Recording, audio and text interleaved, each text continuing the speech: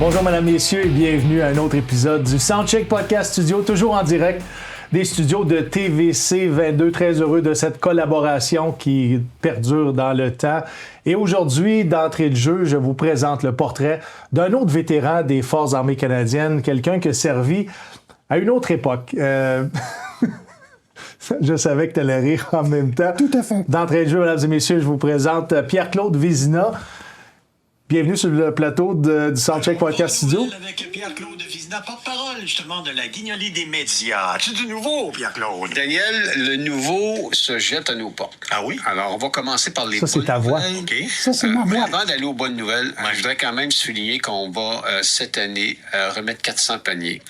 Dans l'année, on a aidé 1200 personnes, familles, à venir chercher des denrées pour 206 000 $. Alors, c'est un beau geste de... Premièrement, bravo pour cette initiative-là à une autre époque.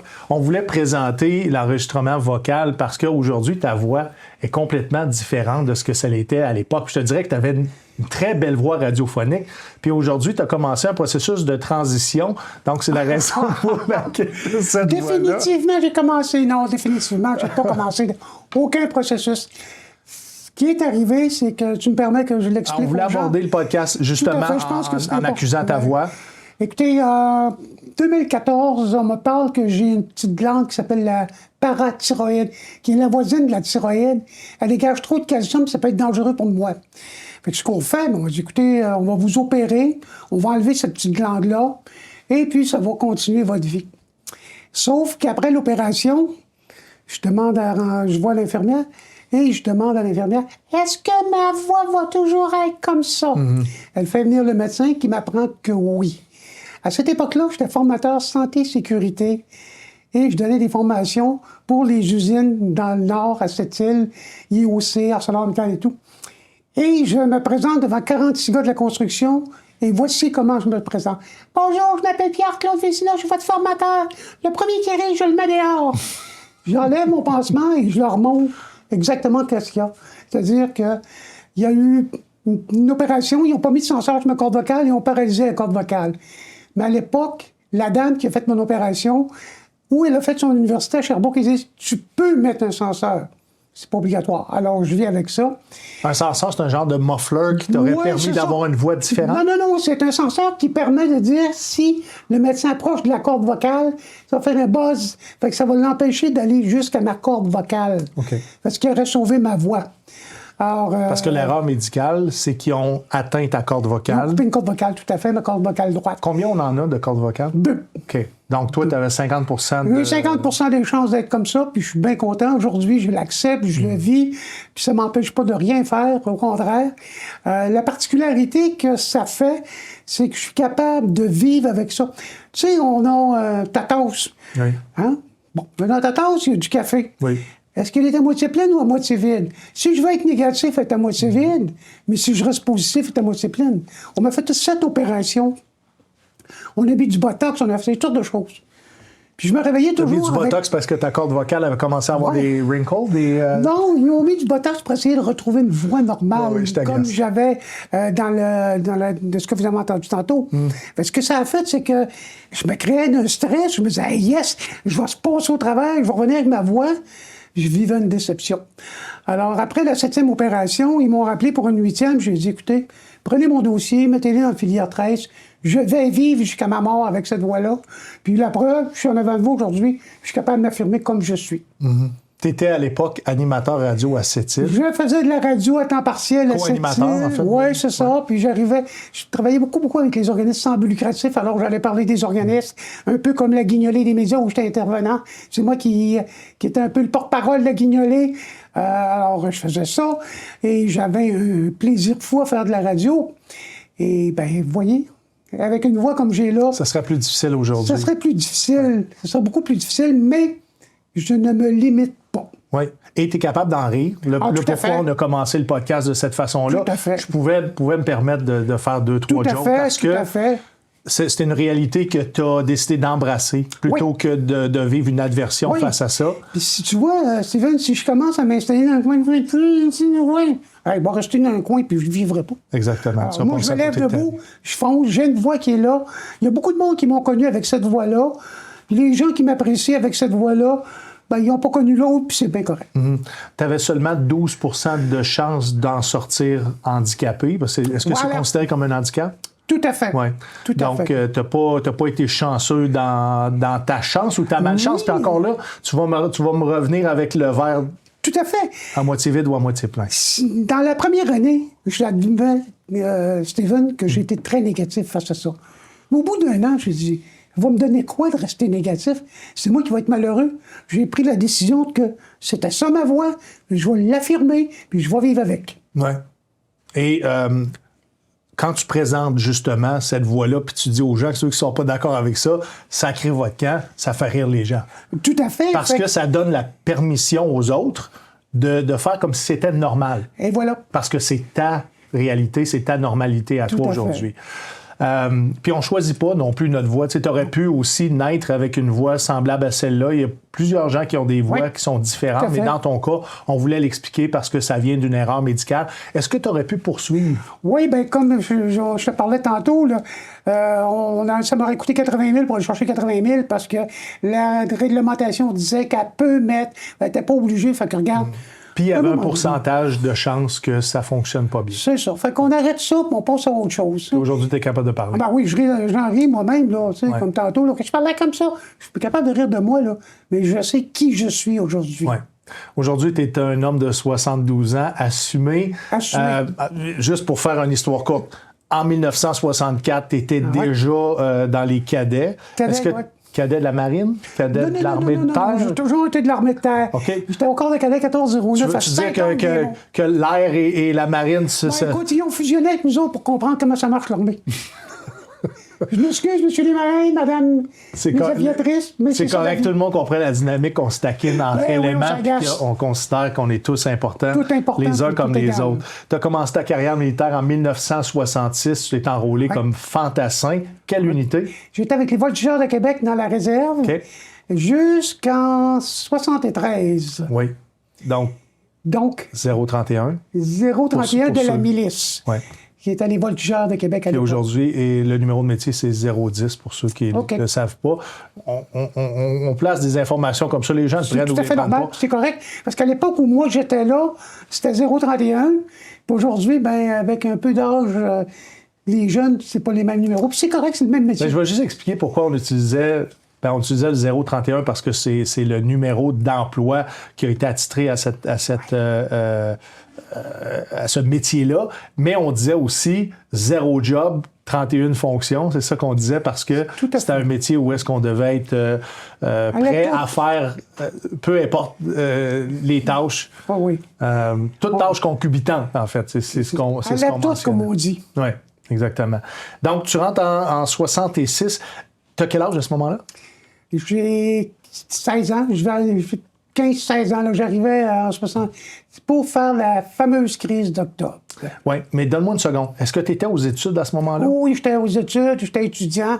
J'allais à l'école normale au secondaire, mais je faisais fantassin, voltigeur de Québec, les fins de semaine. Soldat de fin de semaine qu'on appelait à l'époque. Ouais. Ta perception, avant que tu sois soldat de fin de semaine, c'était quoi ta perception justement de la crise d'octobre comme jeune, comme adolescent? Écoute, on comprenait pas qu'est-ce qui se passait au Québec. On avait peur. Puis en plus, moi, j'étais fantassin. Tu veux dire les Canadiens français avaient peur? Oui, les Canadiens français avaient peur.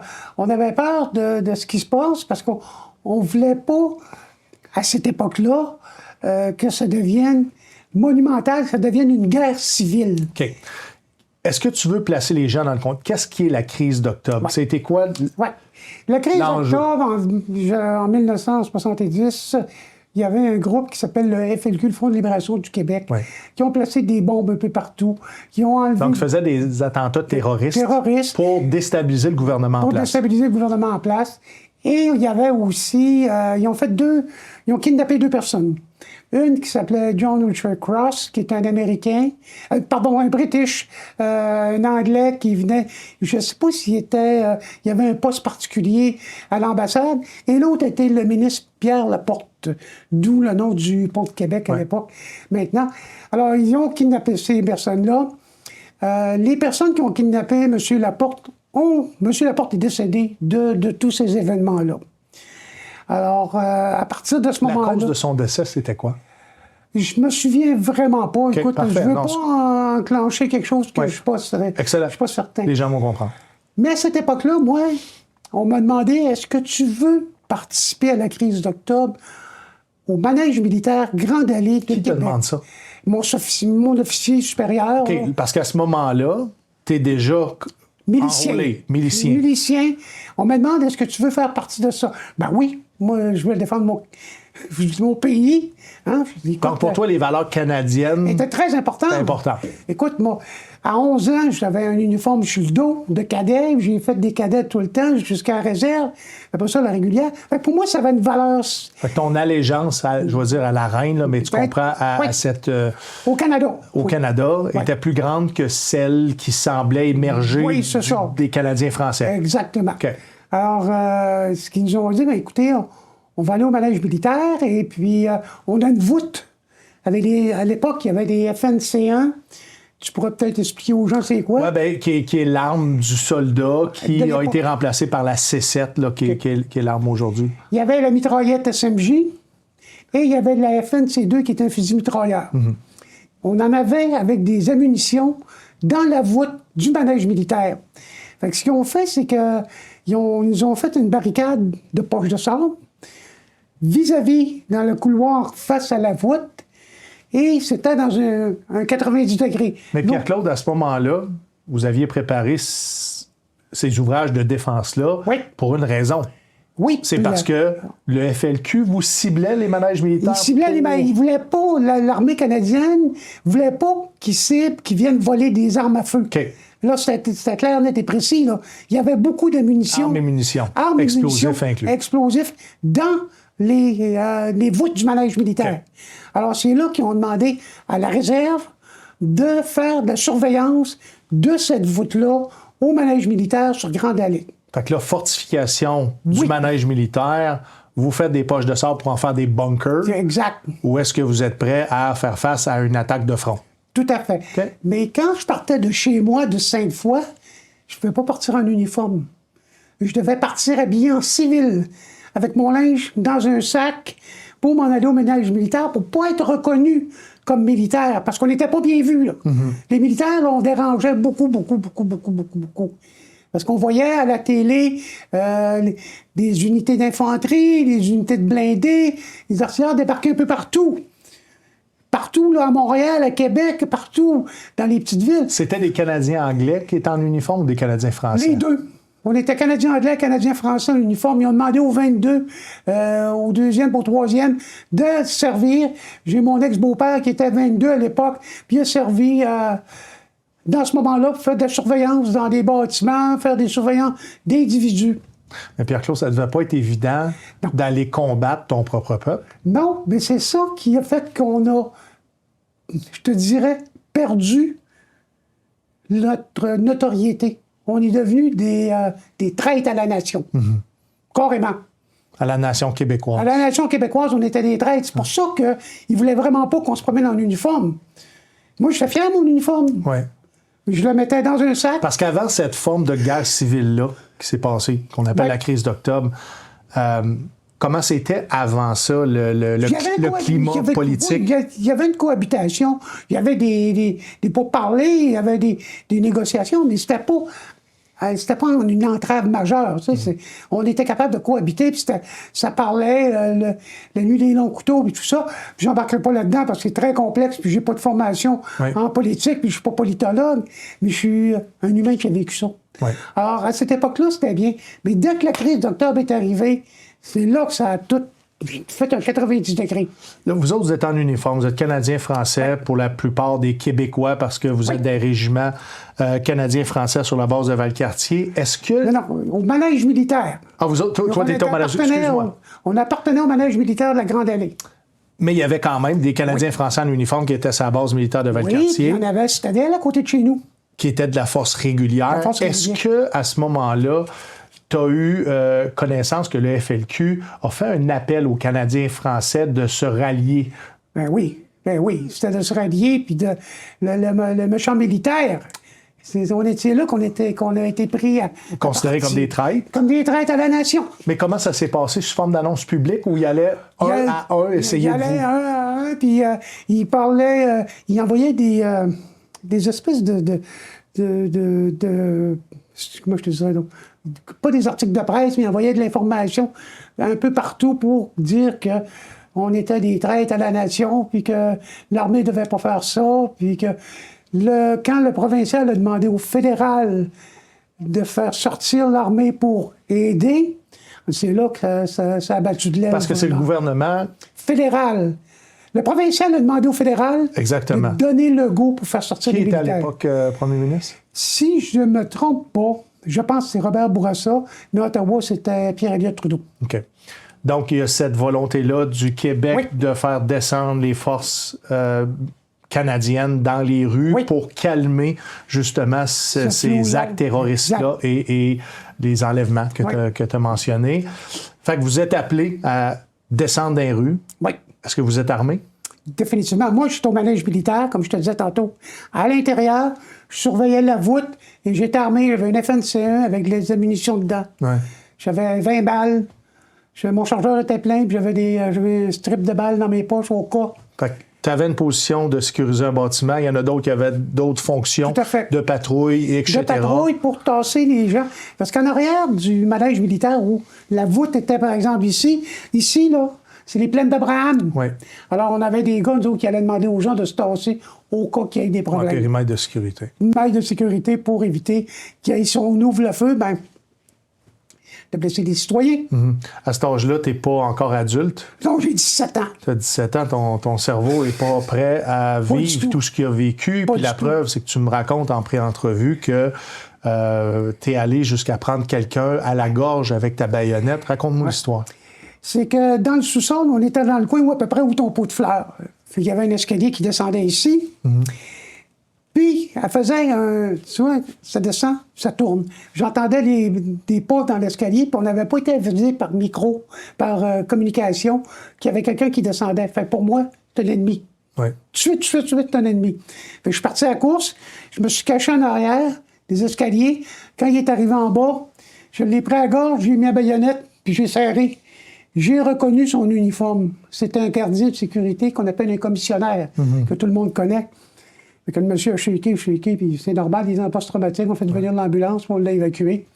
Mais pour moi, dans ma tête, là, c'était l'ennemi, là. Oui. Puis la baïonnette, Parce que l'ennemi, en fait, dans ta tête à toi, il n'y a pas d'uniforme, il n'est pas reconnaissable. Ça peut être monsieur, madame, tout le monde. Tout à fait. Pour la cause. C'est ça. Est-ce que c'est quelqu'un qui a réussi à rentrer dans le manège, qui s'en vient voler des armes? Puis moi, j'avais été informé que c'était ça. Tu gardes ça, c'est important. Comment tu réagis avec ça à cet âge-là?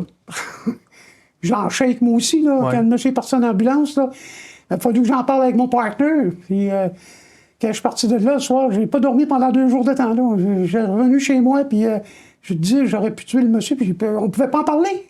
Tu sais, la loi du silence dans les forces armées canadiennes était très forte. Très, très forte. Quand il arrivait un incident... Réserve régulière, c'était, t'en parles pas. T'en parles pas. Tough shit, on continue jusqu'à la prochaine. Exactement. OK. Et tu as eu la possibilité d'en parler avec ton binôme? Oui, avec mon binôme qui travaillait avec moi. Mais tu sais, j'étais quand même 2 jours sans dormir. Puis mon père me demandait ce que j'avais là. Il n'y a rien, papa. Encore aujourd'hui, c'est un événement qui fait partie de tes traumatismes. Oui. Et que tu as commencé à un très jeune âge, justement, à utiliser cette résilience-là pour être capable de continuer à servir, parce que ça aurait pu finir là pour toi aussi. Là. Mais la force, le plaisir, le besoin d'être dans l'armée était là. De servir quelque chose de plus grand que toi. Comment tu te sens aujourd'hui face à la situation du Québec face au Canada? Écoute, je vais toujours rester un gars qui croit à un pays. Beaucoup plus maintenant avec ce qui se passe avec les États-Unis. Je pense qu'on a une force. Notre force, c'est l'unité. Si on commence à se bisailler à gauche, à droite, on risque de perdre cette force-là. On a besoin de rester unis. Et Ça, c'est ma conviction personnelle. Ouais. Je n'implique pas personne, je n'implique pas là-dedans, je n'implique pas le Canal 22, c'est moi, là. Oui. Non. Et c'est correct qu'on en discute parce que je pense que la volonté d'indépendance du Québec refait surface Tout à fait. de ce temps-ci pour plusieurs raisons. Mais une des raisons, c'est la conservation de la langue française comme Oui. identité nationale. Oui. Ça semble être difficile pour le fédéral de nous considérer et de ne pas vouloir que cette langue-là, un jour, disparaisse. C'est pour ça que je te dis, c'est quoi ton rapport aujourd'hui avec la langue française? Puis cette responsabilité-là, à mon avis, que le Canada ne prend pas Mais pour ça- être capable de nous faire... de nous monter comme culture. Si on avait des représentants à Ottawa qui étaient vraiment forts, qui étaient vraiment conscients de ce que la langue française peut être pour nous, ça irait bien. Regarde la crise d'octobre. Il y a une partie de la langue là-dedans aussi, là. L'assimilation des francophones, là. Regarde les Acadiens, qu'est-ce qu'ils ont vécu? Oui. Ben, c'est un peu ce qu'on vit. Fait que non, il faut rester fort. Je crois que les partis qui sont souverainistes amènent un volet intéressant. Mais moi, je me dis, s'ils réussissent à vendre puis à faire comprendre au fédéral que la langue française est une base de vie, ben oui, on va rester unis. Mais comment ça va aller demain matin? À l'âge que je suis rendu, je serai peut-être pas là pour le voir. Je ne veux pas faire de parallèle boiteux, mais on voit le fédéral vouloir en faire beaucoup pour les peuples des Premières Nations, puis conserver leur culture. Puis j'ai l'impression qu'on ne fait pas la même chose pour les Canadiens Tu français. sais pourquoi? Vas-y. Les Premières Nations se sont levées debout. Je pense que tout est dit. Donc, le peuple québécois, c'est un Il faudrait peuple... qu'ils se lèvent debout aussi. peuple- Ouais. Pas par du FLQ, là. Pas par des bombes et des grenades, là. mais se de lever façon debout. politique. De façon politique, façon électoraliste. De dire, écoute, là, moi, je suis dans ma région, là. Mon député, il est francophone. Défends-moi, Ottawa. Écoute, il y a plusieurs années, j'ai eu un problème à faire reconnaître mes choses avec Anciens Compétents Canada. Hein? J'ai appelé le député. Une condition en particulier ou Ouais, c'était l'ensemble mon de ton dossier? Non, c'était au début, là. C'était mon genou droit. Et j'ai eu beaucoup de difficultés. Fait que, ils m'ont référé à un autre député. Les gars ont fait vraiment un beau travail. Mais aujourd'hui, là, on est là. Il faut faire face à tout ça. Là. Oui. Je pense qu'à chaque fois qu'on parle d'indépendance du Québec, c'est là où est-ce qu'on le fait le plus de gains. Oui. Ça passe pas, comme tu dis, probablement par une guerre civile. Absolument pas. Mais je pense que le peuple québécois pourrait se mobiliser et faire des requêtes concrètes auprès du fédéral, justement pour être capable d'améliorer, pas d'améliorer notre situation, pour continuer la pérennité de cette identité-là. Tout à fait. Distincte. Aujourd'hui, je sens pas que tu regrettes du tout d'avoir tout. pris les armes un peu comme Pas du contre tout. Le FLQ? les terroristes, Non, je pas du tout. vais le dire comme ça. Qu'est-ce qui t'en a resté comme constat? Écoute, comme constat, c'est qu'il n'aurait jamais dû avoir ça. Il aurait dû avoir des négociations. Tu vois, le FLQ, dans les années 70, c'était un peu comme le silence de ce qui se passe aujourd'hui. Tu sais, si aujourd'hui, on parlait plus fort, on exprimait plus notre réalité de Québécois. On pourrait prendre la francophones. rue aussi, on pourrait manifester, on a le droit de manifester. Oui, on a le droit de manifester, mais toujours de façon responsable. Oui. Parce que c'est ça qu'ils n'ont pas fait le FLQ. Ils n'ont pas été là de façon responsable. Ils ont été irresponsables en prenant les armes, en prenant des bombes, Prenant des en prenant otages. de la vie humaine. Ils ont été irresponsables. Mais s'ils avaient été responsables, probablement qu'il y aurait eu un autre changement. Mais on ne peut pas le vivre si ça n'a pas existé. Suite à cette crise d'octobre-là, tu te ramasses où dans l'armée? Comment ton service se poursuit? Ben, mon service s'est poursuivi en 1973 où j'ai prêté allégeance à la reine à l'époque.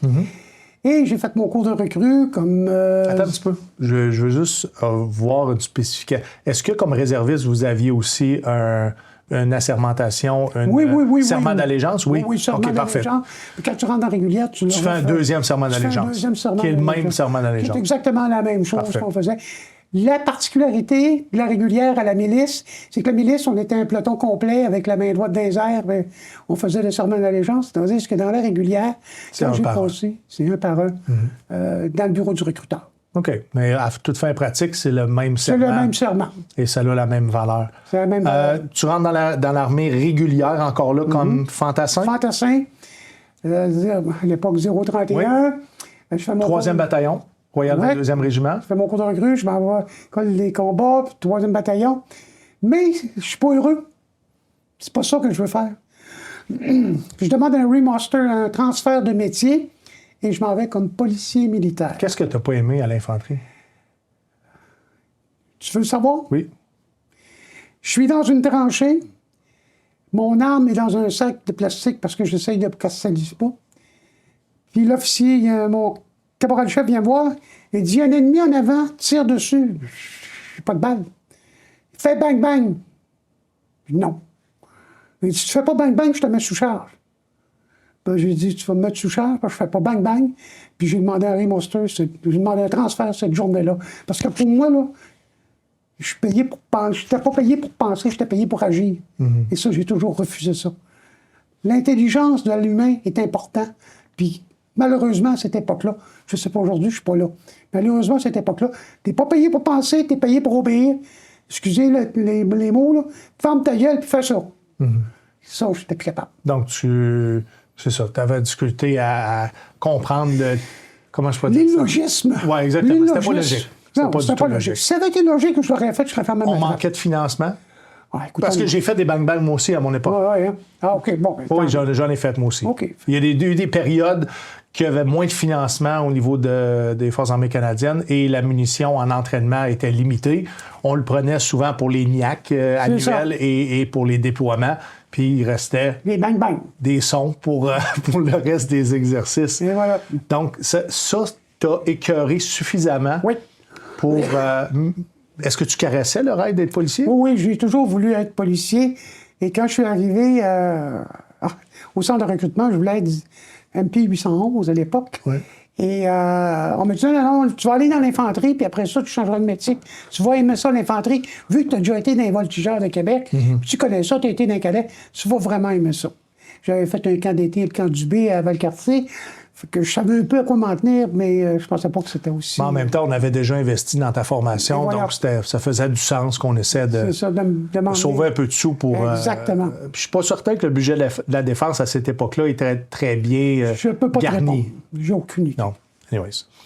Est-ce qu'on peut prendre cette pause? Le fil est pas mal lousse. Oui, viens-t'en, Alec. Pour ceux qui sont en live, c'est des choses qui arrivent. On va prendre le temps d'arranger mon micro. C'est parce que j'ai trop des grosses épaules, puis... Je vais mettre un tape. Mais tu ne lui mets pas sur la bouche, il en a encore besoin. Ouais. Je suis tapé partout. Alex, c'est quoi ton nom de famille? Pronovo. Je vous présente Alec Pronovo, qui est le réalisateur. Et il s'occupe de tout le côté technique du Soundcheck Podcast. Je suis privilégié d'avoir ce jeune homme-là qui a fini l'université puis qui aujourd'hui fait en sorte que cette émission-là est au monde. Merci, Alex. Merci, moi, Alec. Je ne sais pas si on va couper ça au montage. Moi, je trouve ça Donc, intéressant. On continue. Donc, tu deviens policier militaire. Tu viens de quel milieu familial? Écoute, mon père était au ministère de l'Éducation à l'époque. J'ai un beau milieu. Ouais. Mon père était au ministère de l'Éducation. Comme fonctionnaire? Oui, comme policier? fonctionnaire. C'est lui qui est parti du système polyvalent avec un de ses confrères. Une belle famille. À 19 ans, mon père, il dit... Qu'est-ce que tu fais comme carrière? Tu retournes-tu à l'école? Qu'est-ce que tu as le goût? Attends un peu, parce qu'il n'a pas considéré le temps que tu as passé dans la réserve comme étant un début de... Ah non. Pour eux autres, c'était pas considéré, c'était pas l'armée. C'était les soldats de fin de semaine. Il y a beaucoup d'historique là-dedans. Là. On n'était pas considérés comme des militaires. On était comme des soldats de fin de semaine. Sauf qu'après mon entrée dans les forces régulières en 1973, on s'est aperçu que la réserve la réserve, la milice prenait beaucoup plus de place. Même moi, j'ai travaillé avec des miliciens comme MP avec moi, qui était d'un peloton de police militaire de la réserve, qui venait travailler chez la base comme moi, qui faisait exactement le même travail que moi. Alors, à cette époque-là, moi, c'était pas considéré encore comme un métier. OK. Dans cette époque-là, qu'est-ce qu'il y avait comme déploiement? Chypre? Il y avait les Chypre, les GIP, de mémoire, là, c'était les deux là, qui avaient... Tu parlais de ne pas reconnaître justement cette armée de fin de semaine-là. Tu jouais un métier, le métier de policier militaire, qui, à cette époque-là, ben aujourd'hui, les préjugés sont que c'était pas des vrais policiers. Est-ce que tu penses que c'était pas ça dans le temps? C'était exactement la même chose. C'est la même chose? Tout à fait. Tout à fait. Au niveau de la formation, Au niveau de la formation, on avait... au niveau des responsabilités, je suis d'accord que c'était la même chose. Mais au niveau de la formation... Je dirais qu'il y a plus de responsabilités dans la police militaire que dans tous les corps de police du Canada. Parce que sur une base militaire, personne ne peut rentrer sur une base militaire s'ils n'ont pas l'autorisation de la police militaire. Que ce soit la GRC, la Sûreté du Québec, la police municipale, n'ont pas le droit de rentrer. Moi, je te parle à mon époque. Il fallait qu'ils nous demandent la permission. On voudrait traverser la base parce qu'on a un accident dans le secteur de Valcartier-Village. Est-ce qu'on peut passer? Autorisation, permis, il passait. Puis il était souvent, quand il était en cas d'urgence, on était escorté jusqu'à l'autre barrière.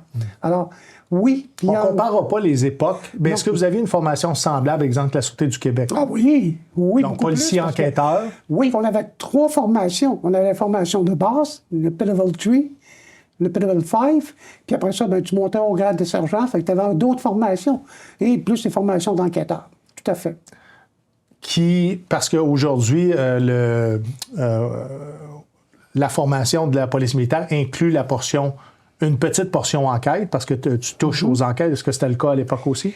Non, pas Ou c'était vraiment. juste en spécialisation? En spécialisation, OK, parfait. ou si tu étais le moindrement avec un bon pif, excuse l'expression, Oui.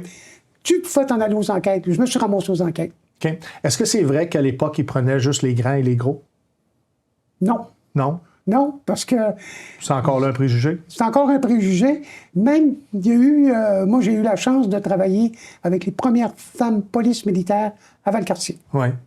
Donc, tu as connu la première femme Oui, elle était police sur mon- militaire canadienne-française? Canadienne-française qui a été sur ma relève de patrouille, puis elle était dans mon véhicule avec moi. Il faut que tu me racontes 2 poids, 2 mesures. 2 poids, 2 mesures. OK. Moi, j'avais un 9 mm Browning avec un holster qui se fermait, on le fermait, puis il y avait une petite chose qui le fermait. Je me suis aperçu que la fille avait un holster. Je lui ai dit, qu'est-ce que tu as dans ton holster? As-tu un 9 comme moi? Ah non.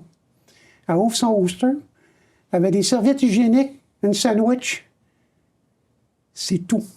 Fait qu'au départ, on ne considérait pas que la femme était égale à l'homme comme policière. Puis ça, c'était pas son choix à elle de mettre Non, ses serviettes non, non, sanitaires non, et sa non, sandwich là-dedans. non. Ça faisait office de t'es inférieur à C'est ça. un policier militaire Ça, c'est homme. au début, là. Je te parle au début. Ouais. Après ça, ils ont dit, bon, on va y enlever ça, ça n'a pas d'allure. On leur a donné des 38 pour pas qu'ils se blessent avec des 9 mm. Puis il y avait combien de balles dans le 38? Si je ne me trompe pas, c'est 6. Ouais, mais c'est ça. le concept, c'est qu'un 38 est moins puissant qu'un 9 mm. Pour avoir été dans les forces, 9 mm, ça tire, ça perce. Le Ça a un impact aussi. Ça a un impact. Le 38, à l'époque, là, je te recule des années 70, là, le 38, on l'avait aux enquêtes parce qu'il se camouflait bien. Il était moins gros Oui, que le 9 mm. Comme aujourd'hui, le P226 versus le P225. Le P225 est moins... plus facile conceal carry. Je te fais confiance. Ouais. J'ai pas connu ça. Fait qu'alors, à cette époque-là, la demoiselle, elle se promenait avec un holster, après ça, avec un 38. C'est complètement illogique. Donc, on faisait le même métier, on était dans le même autopatrouille, on s'en Même allait chez nous. responsabilité. Même responsabilité. Faites face à la même menace. Face à la même menace. Parce qu'écoute, là, si on se recule des années là, 75, 80, là, le Cable Club, qui était le mess des sous-officiers, était un endroit très tranquille. une bataille par soir. Puis quand ça rentrait, ça se battait. C'était souvent les artilleurs contre les fantassins. Les fantassins ou le 12 RBC contre les deux réunis. C'était Ou les Anglais contre les Français. ça, je m'en venais à ça. Là. Ouais, ben, oui, c'était vraiment là. On est dans le thème encore là. On est dans le thème de la guerre les Anglais contre les Français. À cette époque-là, ça arrivait que les Anglais venaient de travailler sur la base de la gang de Peter Wow, la gang de Gagetown. C'était le bordel, là. Dès qu'ils entendaient parler anglais, là, ça commençait à se taper dessus. Me permets-tu une anecdote? Ben oui. Dans ces années-là, ils ont fait venir, il y avait des échanges intercanadiens et États-Unis. Fait que j'ai le plaisir de travailler avec un policier américain, un policier militaire américain, un camp. Ce monsieur-là était, autre que blanc, là, c'était un monsieur noir, bâti comme un camp, qui venait du Texas. Et on s'en va, puis il y a une bataille au cable. Avant de débarquer, moi, je fais un petit joke plate. Là, tu feras attention au serpent de neige. J'ai dit ça en anglais. Monsieur n'a jamais voulu débarquer. Il a fallu que j'aille le voir à côté de la porte, puis que je tape dans la neige pour dire que je l'avais écrasé, qu'il n'avait plus. Là, il est rentré. Mais la première chose qu'il a fait, il a sorti son 45. J'ai dit non, t'es au Canada. Moi, Il s'en allait régler ça. Il s'en allait régler ça à son 45. À l'américaine. Fait que j'ai fait mettre ça dans son roster. J'ai dit, on va y aller physiquement. Là, Ouais. puis, Est-ce qu'à cette époque-là, la police militaire se bataillait? Ça se roulait-tu avec les gars? régulièrement. Ouais, hein. Régulièrement. Parce que vous étiez, vous autres aussi, un métier que personne aimait sans base militaire. c'est sûr. Mais, il faut que tu comprennes une chose. Si tu es un scrunch tech, c'est quelqu'un qui connaissait ce système. Si, par exemple, tu étais bien avec un gars du QM, Ouais. quartier maire, avec un cuisinier, avec quelqu'un de l'hôpital, Donc, des métiers mous. les métiers mous, puis tu y rendais service, c'est sûr que quand tu partais en exercice, c'était rare, tu mangeais des ration packs. Ouais. Tu avais toujours des rations chaudes. Mon officier me demandait, tous les fois que j'allais en exercice, comment ça, Vézina, Cabral Vézina, vous avez toujours des rations chaudes? Je sais pas, ils m'ont dit ça, moi, ils m'ont donné ça. Ah non, c'est le cuisinier qui me préparait ça, puis pendant l'exercice, puis je mangeais très bien. J'allais à l'hôpital, c'est rare que j'attendais dans la liste. Fait que c'était un peu comme ça. Pour QM, j'avais toujours de l'équipement neuf. Parce que c'était un peu donnant-donnant. S'il y avait affaire à la police militaire, il y avait des... C'est un Moi, je give sais and pas. take. C'était pas... On dépassait pas la loi, là. Non. Il n'y avait rien de criminel là-dedans. Absolument On parle pas. de pouvoir discrétionnaire. Discrétionnaire. S'il y avait eu quelque chose de criminel, il y aurait eu des poursuites comme tout le monde. Très intéressant. Au niveau de la base militaire, Oui. vous aviez les mêmes responsabilités qu'aujourd'hui, grosso modo. Je ne peux pas dire quelle responsabilité qu'ils ont aujourd'hui, mais nous, on avait vraiment la responsabilité de policiers Ouais. sur la base et dans les quartiers résidentiels, ce qu'on appelle les PMQ, Personal Married Quaker. Donc, c'était votre secteur de patrouille. Tout à fait. Est-ce que vous avez patrouillé en dehors des limites de la base? Oui, je vais t'avouer que Dans quel oui. contexte? Dans les contextes où la Sûreté du Québec nous appelait. Par exemple, je vais te donner un exemple. Il nous appelait, il disait, écoute, on fait une descente dans un club qui s'appelait l'Entre-nous. C'est un Je connais club... tu le connais. C'est un club de ballerines. Et ben, il y avait beaucoup de militaires qui étaient là, puis il y avait beaucoup de drogue. Fait que la Sûreté du Québec faisait une descente, mais c'était plus difficile pour eux autres de travailler avec les militaires. Fait que quand ils nous voyaient, les policiers militaires, ça calmait les jeux. Fait qu'ils s'essayaient... Les militaires essayaient moins de se battre avec les policiers civils parce qu'ils savaient que nous autres, on était là. Ben, vous aviez des pouvoirs punitifs en dessous de la loi sur la défense nationale. Tout à fait. À Donc, cette époque-là, c'était incroyable. Juste un mauvais comportement pouvait être traduit en procédure par voie sommaire ou en Oui, cour martiale. tout à fait. Donc, les pouvoirs punitifs étaient quand même beaucoup plus grands. Et on pouvait le mettre en incarcération, le garder pending. Monsieur Caporal, un tel, fait telle chose, mon enquête n'est pas terminée, je voudrais le garder encore 48 heures. Tenez ça à ton sous-officier, tu le laisses en dedans. Fait qu'on voit que les droits... Quel droit? Oui, c'est ça. Merci. Il n'y en avait pas. Il n'y en avait pas. À un moment donné, tu te retrouves comme enquêteur aux narcotiques Oui. sans nécessairement être au Service national des enquêtes. Est-ce que ça existait à cette époque-là? C'était existant, c'était au peloton de police militaire. La Donc, particularité... le Service national des enquêtes était à l'intérieur des pelotons. Tout à fait. OK. Le peloton de police militaire de Valcartier, ma particularité, je vais te parler de moi, là. Oui. Moi, j'étais posté, transféré de la base au peloton. Au bout de 3 ans, du peloton à la base.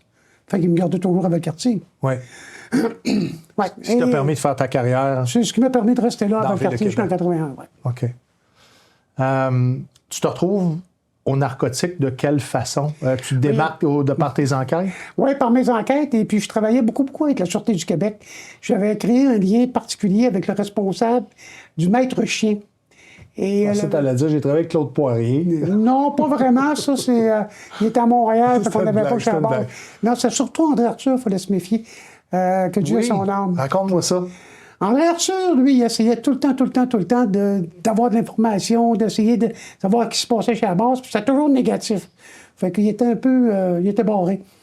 Si tu me permets, je vais compter ce qui s'est passé en 1974. Oui. En 1974, j'étais au GT, on-job training, avec les policiers militaires, parce que j'ai fait un transfert de métier. Oui. En 1974... En attente de ton cours de métier. En attente de mon cours de métier. Il y a, au camp des cadets, il y a des jeunes qui se promenaient les fins de semaine. Ils ont été, on appelle ça un range de tir, ils ont été un endroit où on tirait des grenades. On dégoupait, on tire ça par-dessus un mur de ciment, on se cache, on a des vitres pour regarder. C'était une autre époque, là. On faisait tirer de la grenade par des mineurs. Non, eux autres ne tiraient pas de la grenade. Non? C'était seulement les militaires. Ah, ils étaient de là la pour régulière. observer. Ils n'étaient pas là du tout. La fin de semaine, le camp, là, les cadets, là, les petits gars sont partis. Ils sont partis tout seuls, puis ils ont été jusqu'au range de tir de grenade. OK. À peu près 3 km. Oui, oui. Ils ont été chercher une grenade qui n'avait pas explosé. Ils l'ont rentrée au camp des cadets. Et une journée qui pleuvait, il y avait un officier, capitaine Giroux, qui donnait une formation à tous ces petits cadets-là sur les grenades fictives, l'armement fictif, pour montrer aux cadets c'est quoi quand tu vas être grand, tu veux faire de la régulière. Tout l'équipement était des dommés, qu'on Toutes appelle. les domaines, il n'y avait rien de dangereux. Sauf que le petit gars qui a ramassé la grenade, qui ne savait pas, a peut-être passé la grenade d'un à l'autre, puis il y en a un qui l'a dégoupillé, parce qu'on voyait ça en avant. L'officier expliquait qu'il en dégoupillait, puis à un moment donné, ça a explosé. Ils sont 7 ou 8 morts qui sont décédés, les cadets de 12, 13, 14 Quand ans. il y a une grenade t'explose dans une salle de classe. Dans une salle de classe, dans un bedding, tu sais, dans une chambrée où les lits superposés, Ouais. c'est là qu'elle se donne l'information, ça explose. Et ça fait 7 ou 8 morts, puis je ne peux pas te confirmer, là, mais de mémoire. Mais c'est tous des cadets. C'est tous des enfants. Est-ce qu'il y a l'instructeur avec eux? Il y a le capitaine Giroux qui est là, mais lui, il n'est pas blessé, il n'y a rien. C'est tous des cadets. Comme j'étais policier militaire à l'époque, j'ai eu la chance, entre guillemets, parce que je voulais voir qu'est-ce que ça faisait, de voir les photos. Permettez que je ne partage pas cette information-là, ça ne vous donnera absolument rien. C'était triste, simplement triste. Ça a fait un carnage. Ça a fait un carnage. Et toi, c'est par curiosité que tu voulais prendre Oui. connaissance de l'impact de Oui. l'événement? je voulais voir qu'est-ce que ça fait chez un humain, une grenade qui explose. Et je l'ai vu. Et à cette époque-là, la base, ils ont fait un stand-to. Ils ont tout bloqué la base, ils ont fermé la base. Ils ont bloqué toutes les barrières. Les policiers militaires étaient aux barrières. Moi, je n'étais pas en service. J'étais à ma baraque.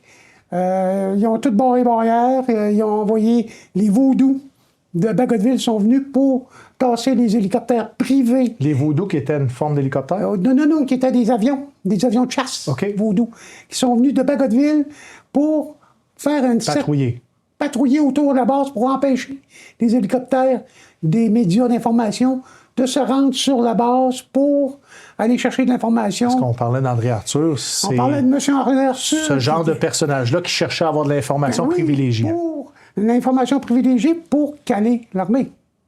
Pour encore taper tout l'armée. Pourquoi tu dis ça, Pierre-Claude? Parce Que qu'il a c'est pour- toujours été comme ça. Ça a toujours été l'armée pour lui, c'était une dépense inutile. On n'était que des cow-boys. On n'avait aucune responsabilité. On n'était pas des humains, on était des machines, des robots. Alors, à ce moment-là, on a tout barré les barrières. Ouais. Et personne ne pouvait venir sur la base. Et là, l'équipe des enquêteurs ont fait les photos et tout. Puis moi, c'est des photos que j'ai vues plus tard. Est-ce que tu as pris connaissance d'enquête à ce moment-là? Non, parce que c'était vraiment, là, l'enquête était vraiment au niveau des deux enquêteurs qui ont Ben, je fait- t'ai demandé, j'ai dit, est-ce qu'ils ont identifié le jeune qui a apporté la grenade du sur tout. le site? Pas du tout. Ça reste un point mort. Encore aujourd'hui, on ne Encore sait aujourd'hui, pas on qui sait a pas apporté qui. la Non. grenade là. Non. Puis, est-ce que... Mais je m'en allais, puis on fait du chemin, on parle, on fait juste parler. Est-ce qu'on a suspecté l'instructeur? Non, pas du tout. Absolument pas.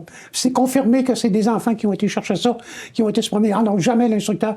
Le capitaine Giroux a eu une grosse dépression, puis il n'a arraché beaucoup avec cette histoire-là. Définitivement pas le capitaine Giroux. Ça, je mettrais ma main au feu, puis... Parce qu'on dit que c'est un jeune cadet, mais ça pourrait être aussi la personne qui a préparé l'équipement pour la classe. Définitivement pas, parce que tout l'équipement a été revérifié. C'était tout du dommé. Fait que ça s'est passé lorsque les leçons se sont données. C'est ça. Ouais, c'est ce qu'on suspecte. C'est ce qu'on a réalisé dans l'enquête. Donc, 7 ou 8 morts, il y a des survivants de ça. Oui. Est-ce que tu as eu la chance de rencontrer un des survivants? J'ai rencontré un qui est rentré dans l'armée, puis il a vraiment des problèmes post-traumatiques et des problèmes de santé mentale. Les jeunes ont tous eu des suivis militaires. Puis est-ce qu'il y a eu d'autres démarches? Je peux pas te répondre. T'as-tu une impression qu'ils l'ont pris dans l'armée à cause de ce qu'il avait vécu d'un cadet? Peut-être que oui. Mais ça a laissé des séquelles. Ça a laissé des séquelles majeures. Ouais. Oui. Là, t'es pas encore policier militaire. Je suis pas encore policier militaire. Ça te décourage pas de... Non, au contraire. Au contraire. Parce que je me dis que si je peux faire la différence pour une personne, ça va être correct. Moi, tu me permets une anecdote encore? Oui. Vous devriez nous voir à la barrière, quand les parents venaient, après, plusieurs années après. Écoutez, monsieur, vous parlez à nous autres, vous devez connaître mon garçon. Il s'appelle François, puis il a les cheveux courts, puis il est au camp des cadets. On a 700 cadets, madame ou monsieur, aux cheveux courts. À chaque été. À chaque été. C'est toujours cute. On en rit, on en badine, parce que c'est pas méchant. C'est le père qui vient voir pour son fils. Ils sont fiers. Ils sont fiers que son enfant soit dans les cadets. Exactement. Qu'il soit au camp des cadets, même après l'incident qui est arrivé, parce qu'ils savent que c'est pas l'armée qui est responsable. Te souviens-tu s'il y a eu un exode? D'en faire retirer du programme? Ah oui. Ça a fait les journaux. Ça a fait les tribunes internationales. Ça n'a pas dû aider la réputation. Ça n'a pas aidé, mais quand l'enquête a été finalisée, puis ils ont prouvé que c'était vraiment pas... Ça, comme avec les années, tu sais, les années aident les choses. Il y a certaines mesures de sécurité qui n'ont pas été faites parce que sinon l'incident n'aurait pas eu lieu. Donc, comme tout était à faire en même temps. Tu comprends? C'est une époque où est-ce que l'armée aussi s'organisait dans... Mais oui! On venait quand même, là, c'est 4 ans après la crise d'octobre. Ouais. Fait qu'on n'était pas encore... Je te ramène avant ça, oui. Pierre-Claude. C'était quoi la perception du peuple québécois envers l'armée avant la crise d'octobre? Correct. Donc, la conscription... Ça n'avait pas fait une cicatrice. Oui, ça, c'était... OK, je suis le fun que tu l'apportes. Le volet de Parce que si aujourd'hui, je réalise qu'au Québec, en étant sur scène, que les soldats, les vétérans ont mauvaise presse, énormément de préjugés, on a une adversion envers ça, on peut penser que ça découle de tous ces événements-là. Je te dirais, on va faire ça en deux volets, si tu me permets. Oui. Le premier volet, conscription. La conscription, là, parle de mon grand-père, il est décédé, mon arrière-grand-père, mon oncle, tout ça. Oui, ça brassait, là. Parce qu'il y en a qui se cachaient dans le bois, puis il y avait un métier qui empêchait d'aller à la guerre, par exemple, parce qu'il était responsable d'une activité. Il y a une grande partie des Canadiens français qui ne voulaient pas aller à la guerre. Qui ne voulaient pas aller à la guerre, mais pour se battre pour ce pays-là qu'ils ne considéraient pas leur pays. Exactement. Et les militaires canadiens, écoute bien ce que je vais te dire, preuve à l'appui, le régiment de la Chaudière, qui était au front, les Allemands avaient, dans leurs notes, dit que c'était les plus dangereux, les Canadiens.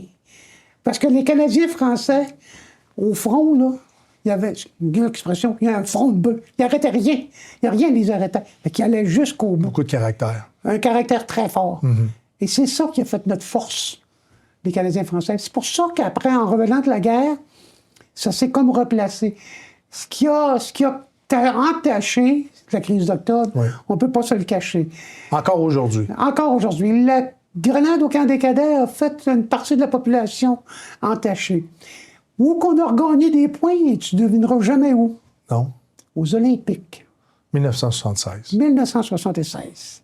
Qu'est-ce que l'armée canadienne fait pour le peuple? Ce qu'elle a fait, c'est qu'elle a protégé le peuple québécois. Si tu te souviens, 4 ans avant, Munich, boum, boum, boum. La crise d'octobre n'est pas loin, là. 70, on est en 76. Oui, mais tu as eu en 72, à Munich, les morts, les athlètes qui se sont fait tuer. Fait que là, c'est venu partout dans le monde, là, ça s'est vu. Attends un petit peu, replace-nous en contexte. Oui. À cette époque-là, Munich reçoit les Jeux olympiques. Les athlètes se font prendre à partie. C'est ça, ils se font Pour quelle raison? C'est les Palestiniens qui se font tirer, puis... c'est la guerre intestinale, là, palestinien, puis... Israël, là. Bon, il y avait une guerre, là, en travers ça. Puis il y a eu du monde qui sont morts, OK? Fait que, si on revient au Canada, parce qu'on n'a pas besoin de rester là, là, en 76, avant les Jeux olympiques, ils ont dit non, nous autres, on a ça à Montréal, on va s'organiser pour donner une sécurité aux Canadiens. Il n'arriverait pas ce qui est arrivé à Munich. Il n'arriverait pas ce qui est arrivé à Munich. Fait que là, on était plein de militaires un peu partout. Puis il ne faut pas oublier que c'était les années de drapeau. Il y a eu le faut pas oublier qu'il y a eu le métro, il y a eu le stade olympique, il y a eu toutes ces choses-là. Fait que là... La population recommençait à vivre. À vivre, puis était fière. Le peuple était fier de recevoir les athlètes au niveau international. À Montréal. Ça plaçait Montréal sur la map. Ça a placé Montréal, ça a placé le Québec. Pas juste Montréal, le Québec. Parce qu'il y a eu du monde un peu partout. Ça a visité le Québec. Ça a appris à connaître les gens du Lac-Saint-Jean, les Gaspésiens. Puis présenter des grands projets d'infrastructure. Tout à fait. Dans cette vie moderne-là. Exactement. Et la crise, pas la crise d'octobre, les Olympiques ont vu des militaires partout, mais hey, bonjour monsieur, je suis content de vous rencontrer. Merci d'être là pour nous protéger. Complètement différent de la crise d'octobre. Un peu comme on est reçu quand on fait appel à des catastrophes naturelles. Exactement, CS. On est bien reçu, on est content. L'armée est là pour nous protéger, parce que Munich, quand il y a eu du monde de mort, on n'aura pas au Québec des morts. La reine vient, wow, cette dame-là. Écoute, je te dirais, ça tu ne sais pas, le pot de fleurs qui est en arrière de toi, là, j'étais aussi proche de la reine que ça. C'est un gars de la GRC qui est entre nous deux, puis je l'ai rencontré. J'ai salué madame, comme policier militaire. À l'époque, on t'a raconté un autre. Nos badges, pour nous reconnaître, c'était fait avec des billets de 10 $. Oui. Des vrais? Oui, c'est vrai. Des vrais billets de 10 $? Des vrais billets de 10 $, là, le papier du 10 $ à l'époque. C'était toutes nos... c'était comme ça qu'on s'identifiait. Là. On avait ça, là, nos 10 $. C'était les 10 $. Le papier du 10 $. Oui. Et à cette époque-là...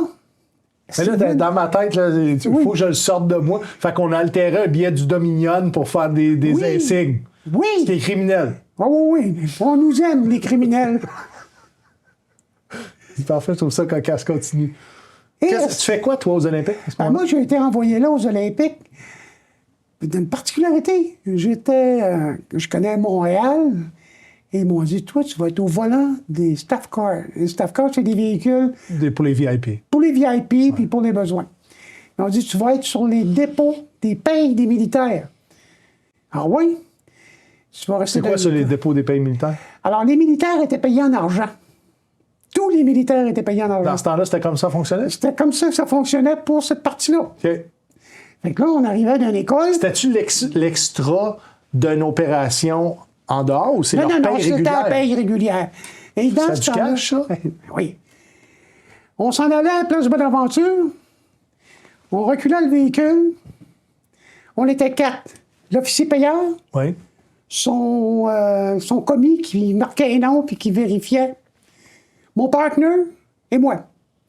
Mon partner avait un SMG, une mitraillette. L'officier payeur avait un 9. Son secrétaire avait un 9. Moi, j'avais un 9. Toi, t'avais des tampons et une sandwich. Ah, quasiment. Et on allait chercher, vous êtes bien assis, mesdames, messieurs, tout près d'1 million, 1,5 million à tous les fois dans notre véhicule. Non, véhicule banalisé. Personne ne savait que c'était ça. On se promenait avec 1 million, 1,5 million pour faire le tour des écoles pour aller payer les militaires qui travaillaient aux Olympiques. Parce que les écoles étaient mobilisées comme des points de rassemblement pour les militaires? Plus que des points de rassemblement. Les quartiers généraux? Les quartiers généraux, puis c'est là qu'ils couchaient. Dans les gyms, dans les gymnases, dans les grandes salles de cours, parce que c'était en été, fait qu'il n'y avait pas d'école, fait que ça servait pour garder les militaires qui couchaient là. Fait qu'on payait les militaires. Fait que quand le militaire arrivait devant l'officier, il saluait, donnait son nom, son grade, le commis regardait, disait par exemple 350. L'officier, toc, toc, toc, toc, toc, 350. tu te regardes pas, là, tu le regardes dans les yeux, tu regardes pas l'argent. Il y a 360, tu sais pas, tu 350. Prends-les, salut, puis sors. Ouais. Puis moi, Commence pas à le compter devant nous non, autres. non, parce qu'on a une série de boys en arrière qui veulent être payés. Essaye de revenir pour dire qu'il manquait 10 piastres. Impossible. Impossible. Impossible. C'était ça qui se passait. Fait qu'on 1,5 se million. Oui, dans un véhicule. Aujourd'hui, c'est une fortune. C'est une fortune, mais dans ce temps-là, c'était une fortune. Oui. Stéphane. Non, c'est ça, j'essaie de faire de montrer. Parallèle, c'est Ouais. peut-être 2 millions, 2 millions et demi. Pas plus que ça, à mon avis. Peut-être 3, mais non, 3 millions. Puis il fallait que tu te fies à l'officier payeur, à son... Tu gagnais combien dans ce temps-là? Quand je suis rentré dans la régulière, mesdames, messieurs, je gagnais 89 piastres par semaine. Par semaine. Par semaine, en 73. Fait que On faites est fois 3 ans plus 50. tard, je vais être rendu à 100 piastres. C'était pas. Non, c'était pas le sinicure. Là, Non, c'est ça. C'était pas l'emploi de choix. Non, c'était pas l'emploi de choix. Ouais. Alors, ça, on Fallait faisait que ça. tu sois vraiment déterminé à vouloir servir les Forces armées Mais canadiennes. t'avais pas le choix.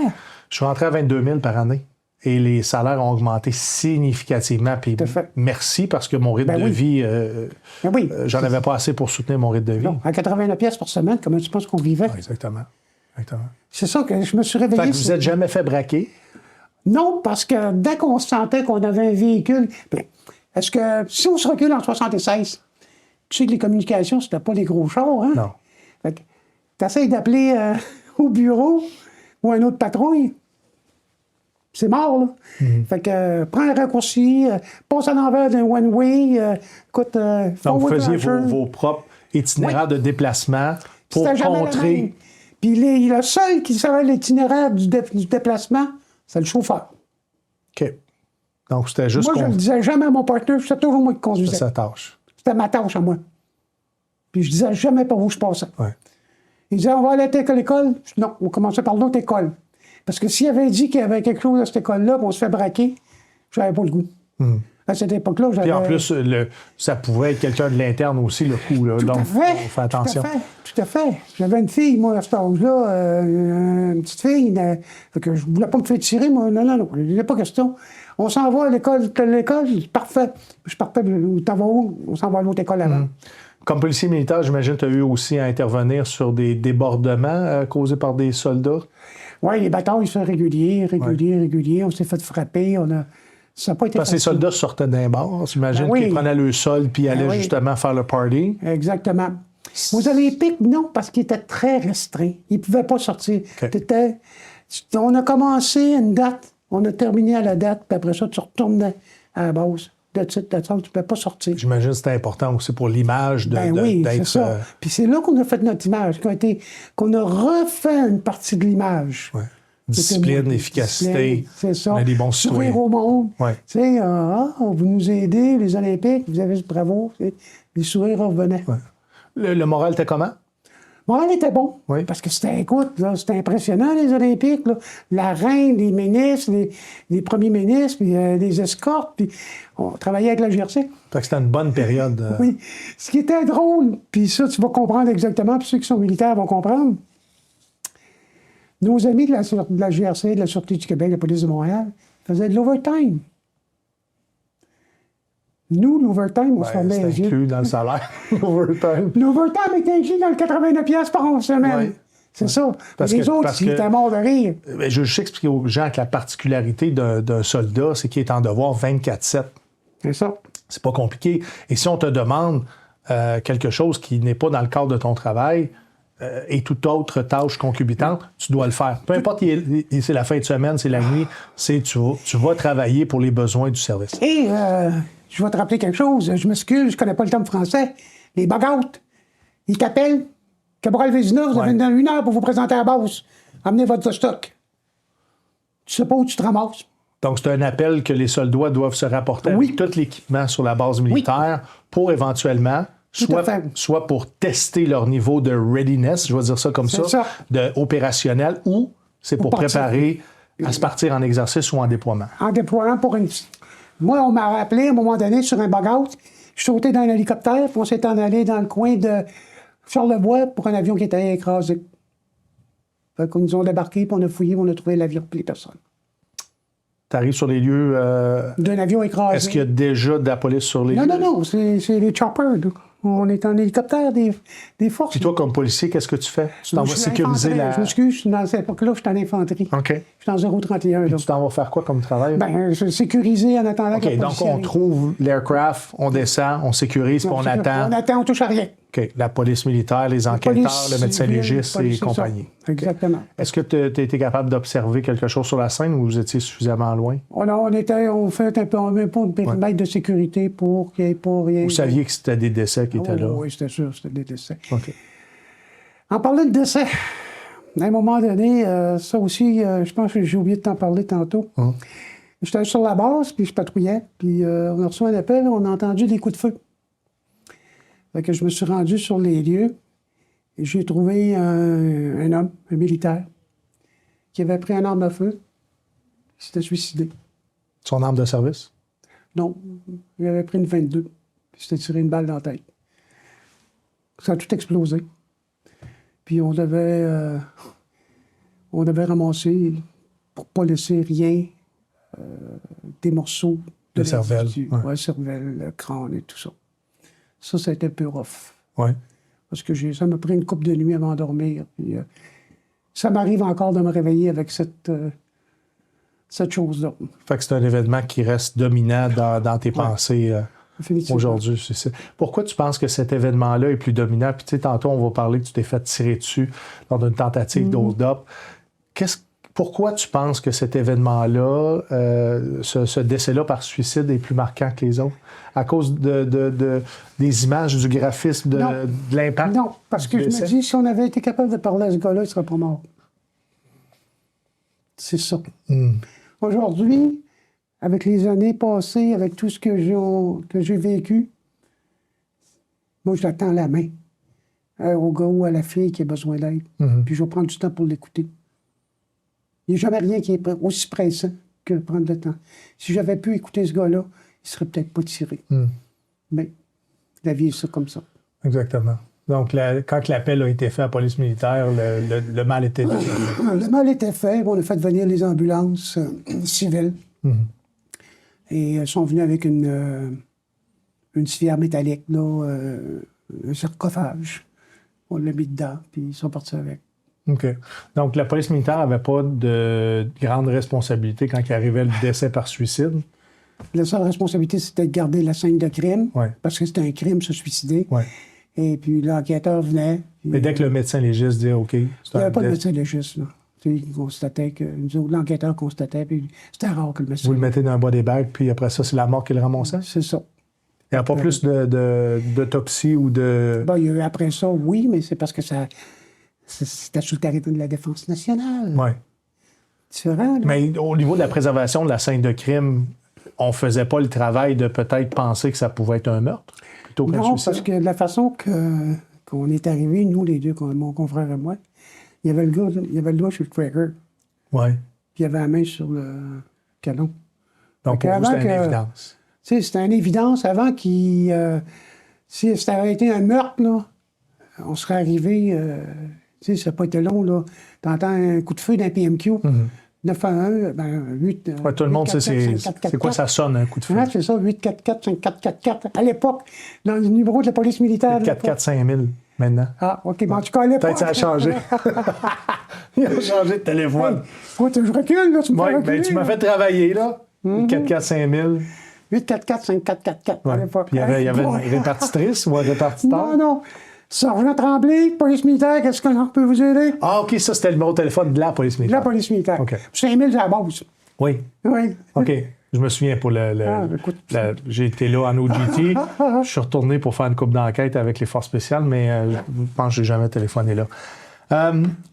Parle-moi, parce que dans le cadre de tes fonctions sur la base militaire, puis on va aborder le sujet des narcotiques après, ça m'intéresse. Oui. Mais tu réponds à une tentative d'hold-up Oui. sur la OK. base. Mon confrère en autopatrouille arrive à côté de moi. Je m'en allais au dépanneur faire une commission. Fait que mon partenaire arrive, puis avec le véhicule de patrouille, il arrête, il dit « Hey, vas-y, embarque! » Embarque. Il dit « On vient de se faire faire au dépanneur. » C'est au Candy Store, qui est sur le terrain de la base. Je dis « OK. » Il dit « Regarde, il dit, moi j'ai SMJ, prends mon 9. » Il me donne son 9 mm. Fait que... Toi, tu n'avais pas d'arme? J'avais pas d'arme, mais j'étais en congé. OK. Mais comme on est militaire 24 heures par jour, 7 jours par semaine, mon chum, il dit, gars, rentres en fonction. Il dit, dis-moi, je vais aller voir ce qui se passe dans le dépanneur, puis toi, regarde, j'essaie de trouver. Puis je vois qu'il se passe quelque chose. Fait que je traverse la route provinciale, puis il y a un petit bosquet, un petit bois, qui est à côté de Place Vanier, sur la base militaire. C'est encore un secteur militaire. Fait que je m'en vais là. Puis je vois une lueur comme un canon se tourner vers moi, puis je vois une grosse roche. Je me tire à terre. Pin down. Pouf! Je dois vous avouer, mesdames et messieurs, que j'ai des relâchements des terre. J'ai eu peur de ma vie. Mais comme je pouvais pas, je ne voyais pas la personne, je n'y étais pas visible, je ne pouvais pas commencer à faire jouer au cowboy et à tirer dessus. Puis risquer de tuer des innocents. Des innocents, pas de blesser quelqu'un. Fait que la personne s'est sauvée, puis ça restait là. Fait que ça, disons que ça m'arrive les nuits de me réveiller encore en entendant le bruit de la détonation. Est-ce que... As-tu été traité pour tout ça? Ah ben oui! Écoute, il faut que je te parle de mes médecins. Est-ce que je veux attendre un petit peu avant que tu parles de ton traitement puis ton rétablissement? Qu'est-ce qui arrivait à un policier ou un militaire qui faisait face à une situation avec un potentiel traumatique? Est-ce qu'il rencontrait des psychologues? Était-tu... Je sais, tu m'as parlé de loi du silence tantôt, donc ça ne se parle pas au niveau des boss. Il n'y a pas de débrief, personne n'en parle, c'est la loi du silence. Mais est-ce qu'il y a des services de santé? Il y a des services de santé, mais ils ne sont pas connus. Fait que le seul service de santé que je vais te partager, et c'est le service de santé que tout le monde connaissait, l'hôpital s'appelait le Cable Club. Et il y avait des tables rondes. Pour les gens qui ne savent pas, c'est le club où c'est qui vendait de l'alcool. Oui. C'est à la base militaire. Et on avait, ça me coûtait 5 $, j'avais 10 bières. Je donnais 50 sous de type au waiter. Et c'était ma psychologue, moi c'était la batte bleue. Elle était ma psychologue. Elle m'a toujours soutenu. Et à tous les fois que je vivais du poste, où je vivais des émotions, je prenais une bière. Non, je prenais de la bière. J'étais tout le temps en boisson, régulièrement en boisson. Et c'est devenu un problème de santé, un problème de boisson. Tu es devenu alcoolique. Je suis un alcoolique. Ça fait 31 ans que j'ai arrêté de consommer, mais je suis un alcoolique et je vais toujours rester un alcoolique. Parce que tu m'as même dit, Steven, j'étais policier militaire, puis j'avais une 12 sur le banc en arrière. Eh oui, j'avais une 12 en arrière de mon siège, puis je m'en allais me cacher au range de tir. Je prenais ma bière. Pour calmer. Pour me calmer. Puis là, je mangeais de la gomme ou je me menais du Cargaris, pour tourner au bureau. Puis, du scope, là. Genre, cochonnerie comme ça. C'est particulier. Étais-tu capable quand même de remplir tes fonctions? T'étais-tu équilibré? Il y a une période où je n'ai pas été capable. Parce qu'on appelle ça un alcoolique fonctionnel. Oui, mais à un moment donné, je n'étais plus fonctionnel. Je dois remercier le service des incendies de Valcartier. À un moment donné, ils m'ont vu. Je n'étais vraiment pas en état de conduire. J'avais mon arme de service. Il y a 2 pompiers qui m'ont dit « Ah, il est temps avec nous autres, on va prendre une bière au poste. » Puis c'était pas vrai. Je les ai accompagnés. Ils m'ont enlevé mon arme de service. Ils m'ont couché. Ils m'ont gardé à la station pompier. Le temps de dégriser. Le temps de dégriser. Ils ont avisé le bureau que je travaillais avec eux autres sur un dossier. Ils n'ont pas dit que j'étais ivre. Ils m'ont protégé, puis ils m'ont sauvé la vie. Parce que je ne sais pas ce soir-là si c'est pas moi qui se serait tiré. J'étais à bout. J'étais à bout, j'en pouvais plus. Puis tu sais, quand cette situation-là arrive, imagine si tu as une dénonciation, puis là, tu fais face à toute l'administration de l'armée, c'est encore plus dur. Ben oui, parce que là, je vais me faire mettre dehors. Puis, tu sais, dans l'armée, on disait une release volontaire est une belle release. Si t'es pas une release volontaire, si on te met dehors, ça va te suivre toute ta vie. Puis dans l'armée, il me disait, écoute, quand tu vas sortir de l'armée, là, cherche pas, là, tu seras pas capable de trouver un job. La meilleure place pour toi, c'est passe ta carrière, passe ta vie dans l'armée. L'armée, là, c'est la fin du monde. Puis c'était brainwashing régulièrement, là. Si t'es pas dans l'armée, si tu restes pas dans l'armée, tu vas faire un fou de toi. Puis ils ont réussi à te convaincre. Oui, jusqu'en 81. Ils ont perdu, t'as perdu beaucoup d'estime de toi. Je n'avais plus d'estime. J'étais un alcoolique Perdu en action. Foi en tes capacités. toutes mes capacités. Quand je suis sorti de l'armée, si tu me permets, on va aller là pour donner des explications pour que les gens comprennent. Quand je suis sorti de l'armée, je me cherchais de l'ouvrage, puis je ne trouvais pas. Je n'en trouvais pas parce que je n'étais pas à la hauteur du travail que j'aurais pu faire. Taux de chômage à l'époque, c'était quoi? Bon, oui, j'ai eu mon... C'était plus difficile de trouver un emploi à cette C'était époque-là. plus difficile. Puis quand ils m'ont donné mon montant d'argent, parce que pour le temps que j'avais été des forces, je ne l'ai pas placé, moi. Je l'ai bu. Tu l'as bu. En même temps que j'ai vendu l'alliance, mon alliance, l'alliance de ma femme, de mon ex-femme. Fait que je suis tombé complètement alcoolique, pas capable de me trouver un métier. Et en 84, je me suis ramassé à Montréal. Et j'ai bu de l'Aquavelva. Puis je dormais sur des bouches de métro qui poussaient de la chaleur. Pour ceux qui ne savent pas c'est quoi l'Aquavelva, c'est L'Aquavelva, c'est un parfum cheap qui se vendait. Moi, je me tenais au... après rasage. Ouais, un après-rasage. Je me tenais au coin de Mont-Royal-Papineau parce qu'il y avait deux choses qui me sauvaient la vie. Jean Coutu, pas parce qu'il y avait un ami, parce qu'il y avait de l'Aquavelva. Puis le deuxième, ben, c'était un McDo. Parce que quand les gens sortaient du McDonald's, ils étaient rompus, ils étaient bien pleins, des fois, ils jetaient des morceaux d'hamburger. Moi, j'avais toujours un journal en dessous de mon aisselle, puis je le laissais tomber, puis je ramassais l'hamburger. Je m'en allais en arrière du McDo, dans le cour. Je mangeais le McDo, puis je pleurais. J'étais plus capable. C'était ça, ma vie. Puis je me disais, où j'ai appris à consommer? Où j'ai appris à boire? Qu'est-ce qui m'a montré à boire? C'est tout ce que j'avais vécu dans la Parce vie. que le pourquoi tu buvais, tu le savais pertinemment. Ben oui. Je voulais oublier tout ce que j'avais vécu. Est-ce que de consommer t'amenait à diminuer certains symptômes comme d'avoir le tremblement ou de... Quand je consommais, j'oubliais. Le shake n'était pas si pire. J'oubliais. OK. J'oubliais qui j'étais. J'oubliais qu'est-ce que je faisais. J'oubliais mes enfants. J'oubliais tout. Puis tu avais une vie familiale à cette époque-là. J'avais plus de vie familiale. J'étais séparé. J'ai même essayé de me suicider. J'ai appelé mon ex-femme. Puis elle m'a dit, pense à tes enfants. C'est ça qui m'empêchait de me suicider parce que j'étais sur le bord du suicide, moi aussi. Parce que c'est pas une Puis ça a vie été vivre dans 10 la ans, rue, là. ça a été de 81 à 94, ça a été de la consommation, de la perte de temps, perte d'emploi. Dormir sur des bouches de métro. Dormir sur des bouches de métro, puis après ça, me sortir de la rue. Puis moi, je déménageais, je faisais de la fuite par le déménagement. Donc l'itinérance, mais de façon... Oui, mais plus que l'itinérance. À part l'itinérance, j'ai trouvé des jobs, j'étais capable de me payer un loyer. Je faisais de la fuite, j'ai rencontré quelqu'un, je tombais en amour, je partais.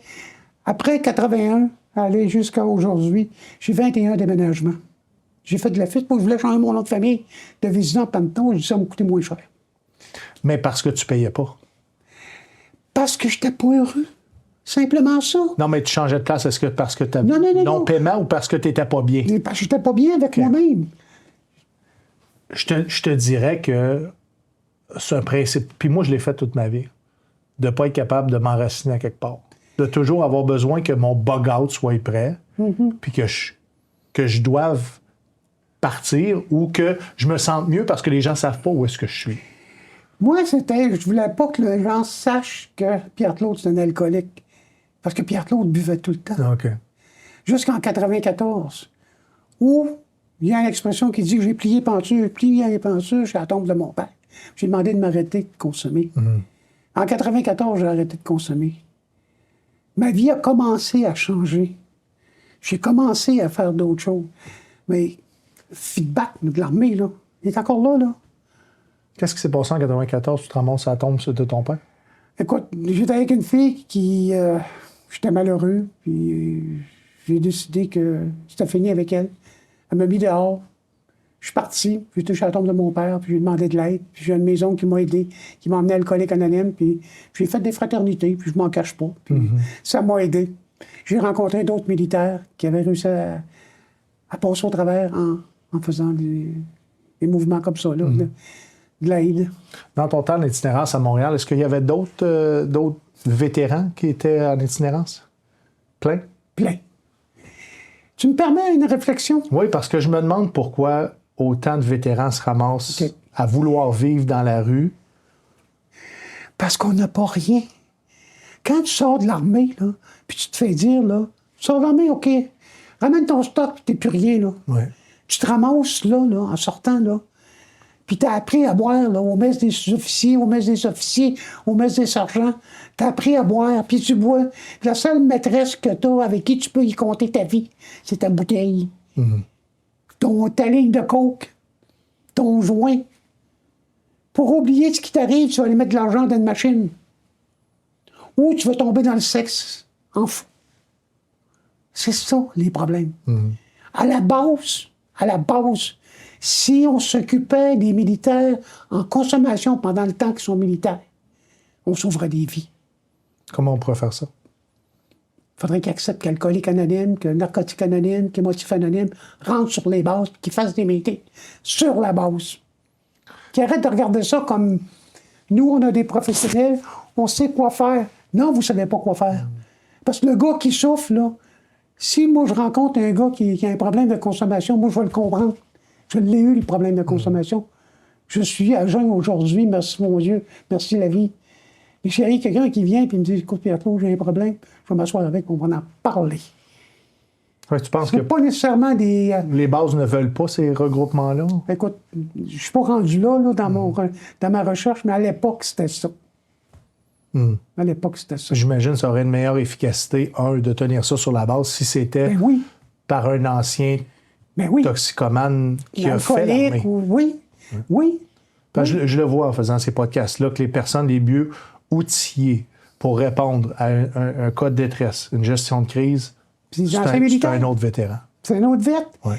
Regarde, juste te donner un exemple. Canada, États-Unis. Ouais. OK? Je vais te faire un parallèle, tu vas le comprendre. Aux États-Unis, ils vont dire, ça c'est un vétéran, ils vont le saluer. Merci d'avoir servi dans les forces armées. Merci de ton service. Après ça, ils s'en occupent plus. Ça, c'est un autre problème. Ouais. Au Canada, les seuls qui nous disent merci de t'avoir servi, c'est anciens combattants Canada, parce qu'on les appelle pour des services, ou les bureaux affiliés à ça. Ou tu rencontres un gars comme toi, ou je rencontre un gars comme Pat, ou je rencontre un autre militant ancien. Je dis, hey, merci d'avoir servi, mon ami. Merci à toi aussi. Nous autres, on se comprend. Parce qu'on s'auto-valorise, parce qu'on ne l'est pas autrement. Ben, c'est ça. Ouais. C'est ça. C'est triste. Respectez-nous. On a fait du service pour... Est-ce qu'on a fait du service pour l'armée ou l'armée s'est servie de nous? Ou Posez-vous la un question. mélange de tout ça. Est-ce que tu crois que c'est mieux du côté américain que... Non. Attends un petit peu, donne-moi une seconde. OK, Donne-moi une seconde. excuse-moi. Au niveau vétéran, d'être valorisé par son pays pour ce que tu as fait, est-ce que au final, ça a peut-être un impact plus positif que de les supporter économiquement?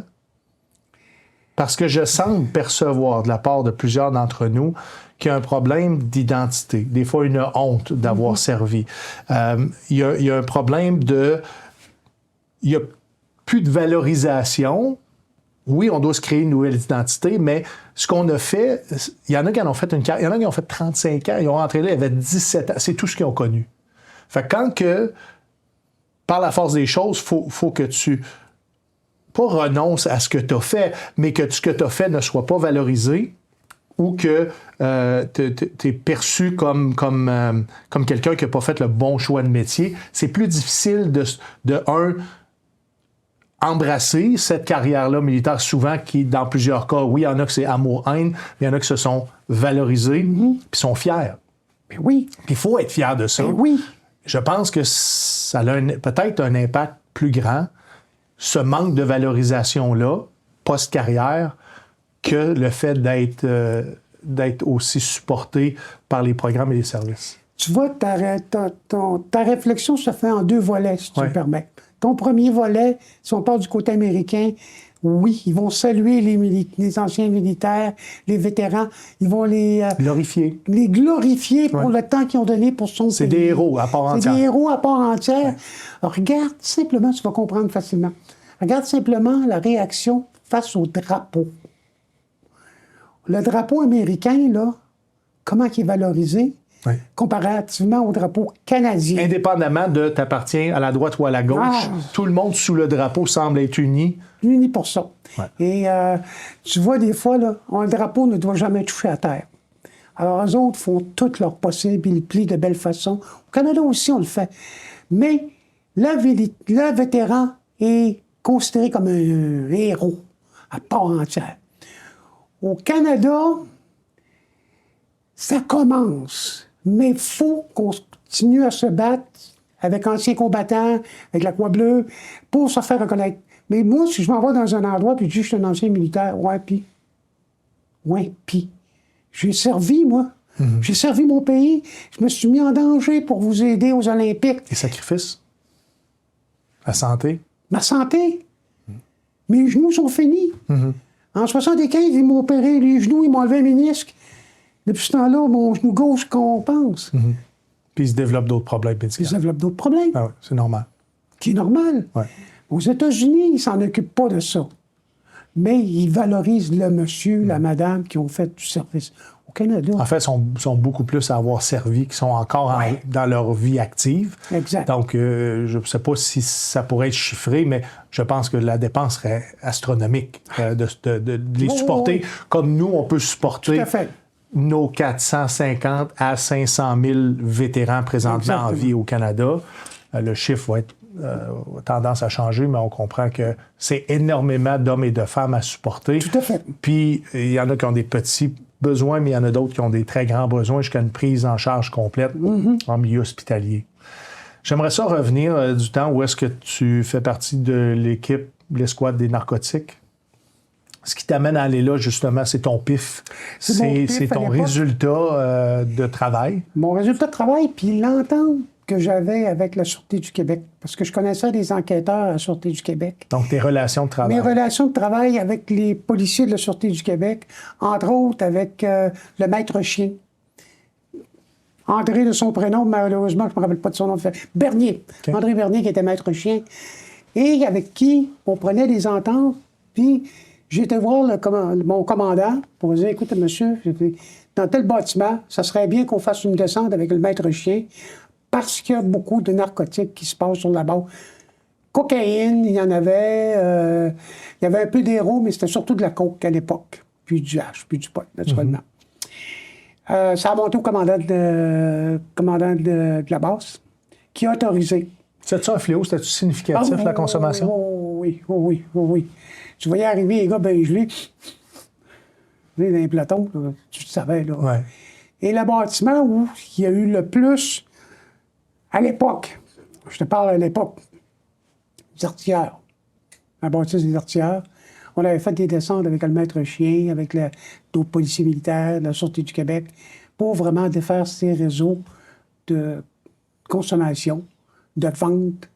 Et c'est pour ça qu'on a eu souvent des descentes aux farfelus, à l'entre-nous, où les Popeye de Québec, Oui, qui était le club de motards à cette époque-là, affilié aux Hells Angels. Affilié aux Hells Angels, trafiquaient beaucoup avec les militaires. C'est pour ça qu'ils nous demandaient d'aller dans les clubs avec eux autres pour faire des descentes. Puis toi, tu demeures dans un des coins où c'est que les Popeyes étaient très présents. Très, très, très, très présent. Donc, on peut parler que le crime organisé infiltrait les unités Tout à fait. d'armes de combat. Par la drogue, par tout ça, ouais. C'était quoi comment ils cachaient la drogue? Il y en avait dans les beddings, là, c'est pour ça des trous, puis ils Dans les matelas. Dans les matelas. Puis le chien était vraiment une pure merveille de le Il était travailler. Il était bon. Il était bon.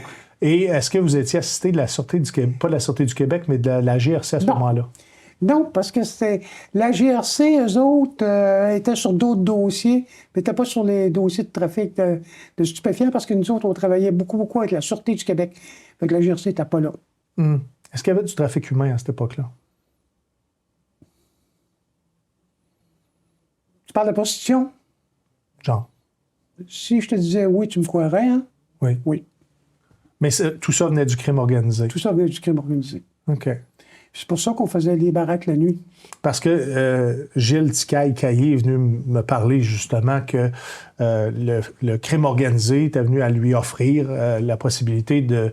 c'est un podcast, en fait, vous pouvez aller visionner, où est-ce qu'il dit que Mom Boucher, il passe une commande de faire des permis de moto pour les membres des Hells sans qu'il y ait à passer par la SAQ à cette époque-là, parce que si tu étais militaire, on pouvait te donner un cours de moto, une classe de moto qui était valide dans le civil, et dans le fond, il bypassait tout ce temps-là, puis s'était mis à faire des permis de conduire, des 404, prétendant que ces motards-là avaient été dans l'armée, avaient reçu un cours de moto.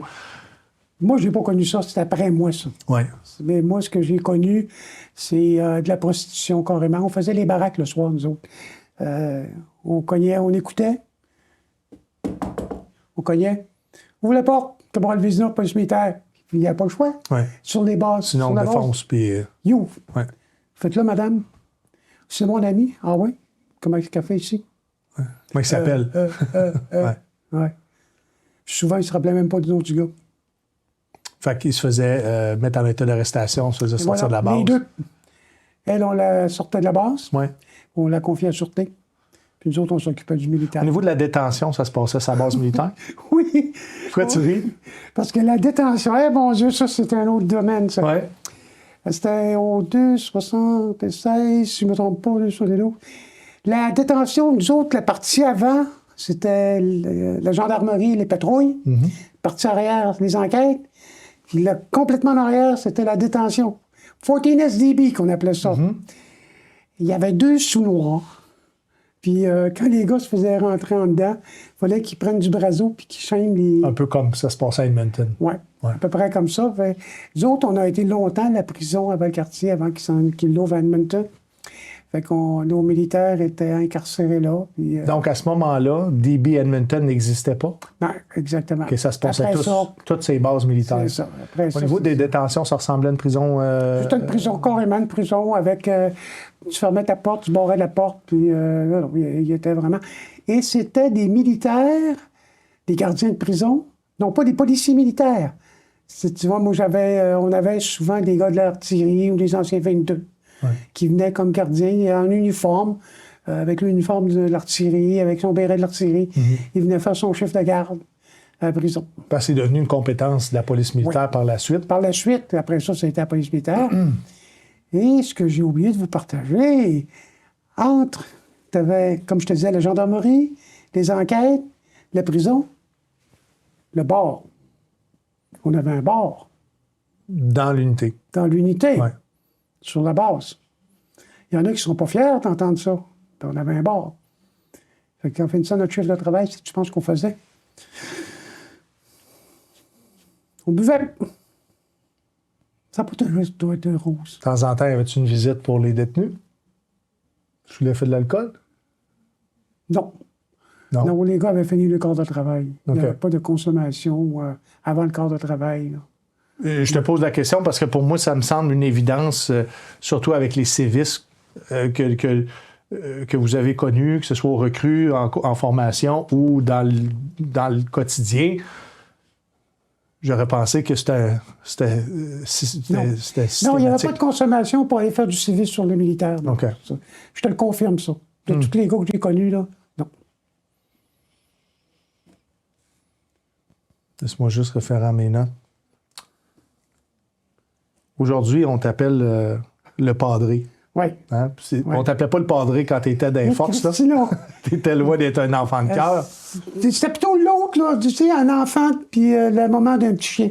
Ouais. C'était ça mon nom. Mais justement, ton rétablissement de la consommation t'a amené à vouloir aider ton prochain. Et ça s'est poursuivi après ta carrière militaire. Aujourd'hui, qu'est-ce que tu... T'es conférencier? Je suis conférencier, j'ai commencé des conférences un peu partout pour parler un peu de ce que j'ai vécu au sein des Forces armées, de tout mon cheminement de vie, incluant les Forces armées canadiennes. Et j'écris beaucoup. Et c'est un des anciens confrères qui à toutes les fois que j'écrivais quelque chose en réflexion, il me disait « Écoute, t'as le padré ». Et j'ai décidé de prendre ce nom-là. Ma conférence va s'appeler « Le Padré ». OK. Le, en lettres majuscules, E, Padré avec un accent aigu, espace, point d'exclamation. Pourquoi? Le point d'exclamation est très important. C'est tout ce que j'ai vécu. Et là-dedans. J'écris beaucoup, je partage beaucoup avec les gens. Écoute, si les gens veulent m'écrire, ils sont les bienvenus. Ça va toujours me faire plaisir de partager avec eux autres. Il n'y a aucun problème là-dessus. C'est quoi ta nouvelle mission de vie? Partager avec des confrères, des militaires, des civils. Partager, puis donner de l'information. C'est quoi la vie? Comment qu'on s'en sort? Comment on fait pour faire un pas en avant? Parce que tu présentes ton témoignage, ton expérience qui vient d'une autre époque. Des gens d'une autre époque vont être à l'écoute de ça, les gens mais n'auront pas aussi. partagé ta réalité. Des gens d'aujourd'hui aussi, là. Tu sais, quand je parle de mon chemin dans la rue, là, j'ai vécu ça en 84. Là. Aujourd'hui, il y en a encore des gens dans la rue. Oui. Hein? La rue en 84 et la rue en 2025 est pas mal pareil. Elle est pas mal pareil.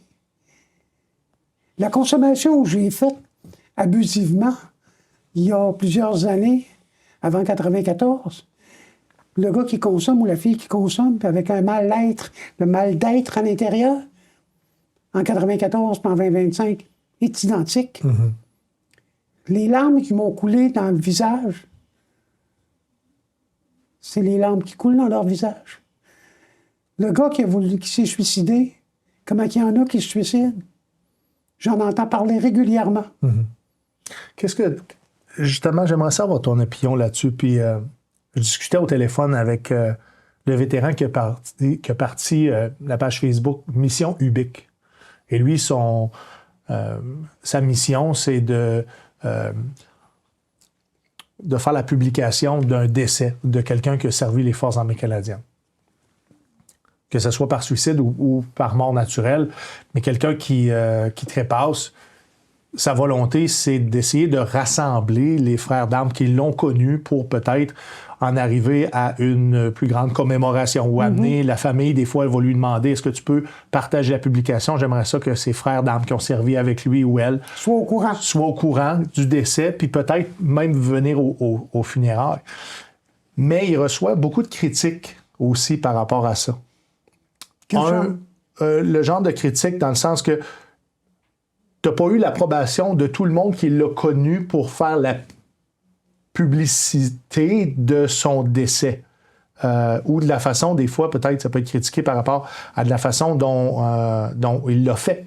Parce que il s'assure toujours que la famille soit au courant, puis la famille soit impliquée dans l'action de faire la publication, puis pour les raisons que je t'ai mentionnées. Mais ça reste que dans la communauté, il y a des pour, il y a des gens qui sont pour ça, puis il y a des gens qui sont contre ça. Parce que des fois, ça va réveiller des émotions. Des fois, tu t'attendais pas à avoir une nouvelle comme ça, puis émotionnellement, tu es plus fragile, tu es ébranlé. Mais ça reste que, est-ce que tu crois que faire la publication de décès par suicide est quelque chose de bien ou de mal? Le suicide est un choix personnel. S'il assume son suicide, ça dépend beaucoup de la famille. Comment la famille le voit. T'as comme pas le choix de rouler avec la famille. Non, t'as pas le choix. Et tu pourrais dire, par exemple, est décédé d'une autre cause. Je pense pas qu'il mentionne que c'est un décès par suicide. Oh, oui. Moi, je lui ai suggéré, j'ai dit, étant donné que un décès par suicide, souvent chez les vétérans, c'est un suicide relié au service. Tout à fait. Souvent. Ça, là-dessus, Très souvent, mais on n'a pas de 100% statistiques, mais je pense que toi et moi, on mettra un vieux 5$ là-dessus. Ah ouais. Mais peut-être qu'il y a une façon qu'on pourrait le dire, que les gens reconnaissent que c'est un suicide sans dire que c'est un suicide et de faire un devoir de mémoire par rapport à son service. Parce que je pense que c'est aussi important quelqu'un qui décède sur le champ de bataille. Oui. Mais comment le faire, justement, pour que ça soit... La personne... honorable, tu comprends ce que je veux dire? Oui, je comprends. La personne qui décède par un suicide a pris une décision de vie. C'est aussi vrai que ça, là. Il va se suicider. Alors, pour nous, ce qu'on doit reconnaître, c'est son service dans l'actif comme militaire, non pas de son décès. Il nous a quittés. Il a été au sein des forces dans telle unité. Ouais. Point la ligne. On n'a pas... Si la famille veut partager, parce que ça leur appartient, c'est leur frère, leur soeur, leur père, leur mère, eux autres vont le faire. Mais c'est pas à nous, j'ai l'impression. C'est, par exemple, Pierre-Claude Vézina est décédé de telle date, Il a servi de telle année à telle année dans tel type d'unité. Fait que si j'ai un confrère, Jean-Guy, par exemple, qui était au Saguenay, qui voit ça, ben, qui veut prendre l'information parce qu'il connaît ma famille, ils vont dire, ben, écoute, Pierre-Claude a passé à l'acte pour lui-même. Fait que lui va réfléchir à ça. Mais c'est de ne pas laisser les personnes qui sont fragilisées par la mort de quelqu'un seules. Il faut qu'il y ait quelqu'un qui puisse les aider. Tu sais, quand on a un choc post-traumatique, on va aller voir un professionnel. Aujourd'hui, on va voir des professionnels. Moi, c'est plus ma bouteille qui est ma professionnelle. Je vais voir vraiment un professionnel. Et je vais être capable d'exprimer ça. Bien, pour la personne qui... je l'ai vécu dernièrement. J'ai un confrère qui est décédé. Un MP avec qui j'ai travaillé. Et, de mort naturelle ou par suicide? Mort naturelle. Okay. Et j'ai appris son décès. Et c'est venu me chercher parce que ça m'a ramené à... On a fait notre TQ5 ensemble. On a voyagé Borden, Valcartier. On a vécu... Vous avez eu des bons moments. C'est ça qui remonte. Ouais. C'est folie. Mais moi, c'est ça, la commémoration. C'est ça qui est important.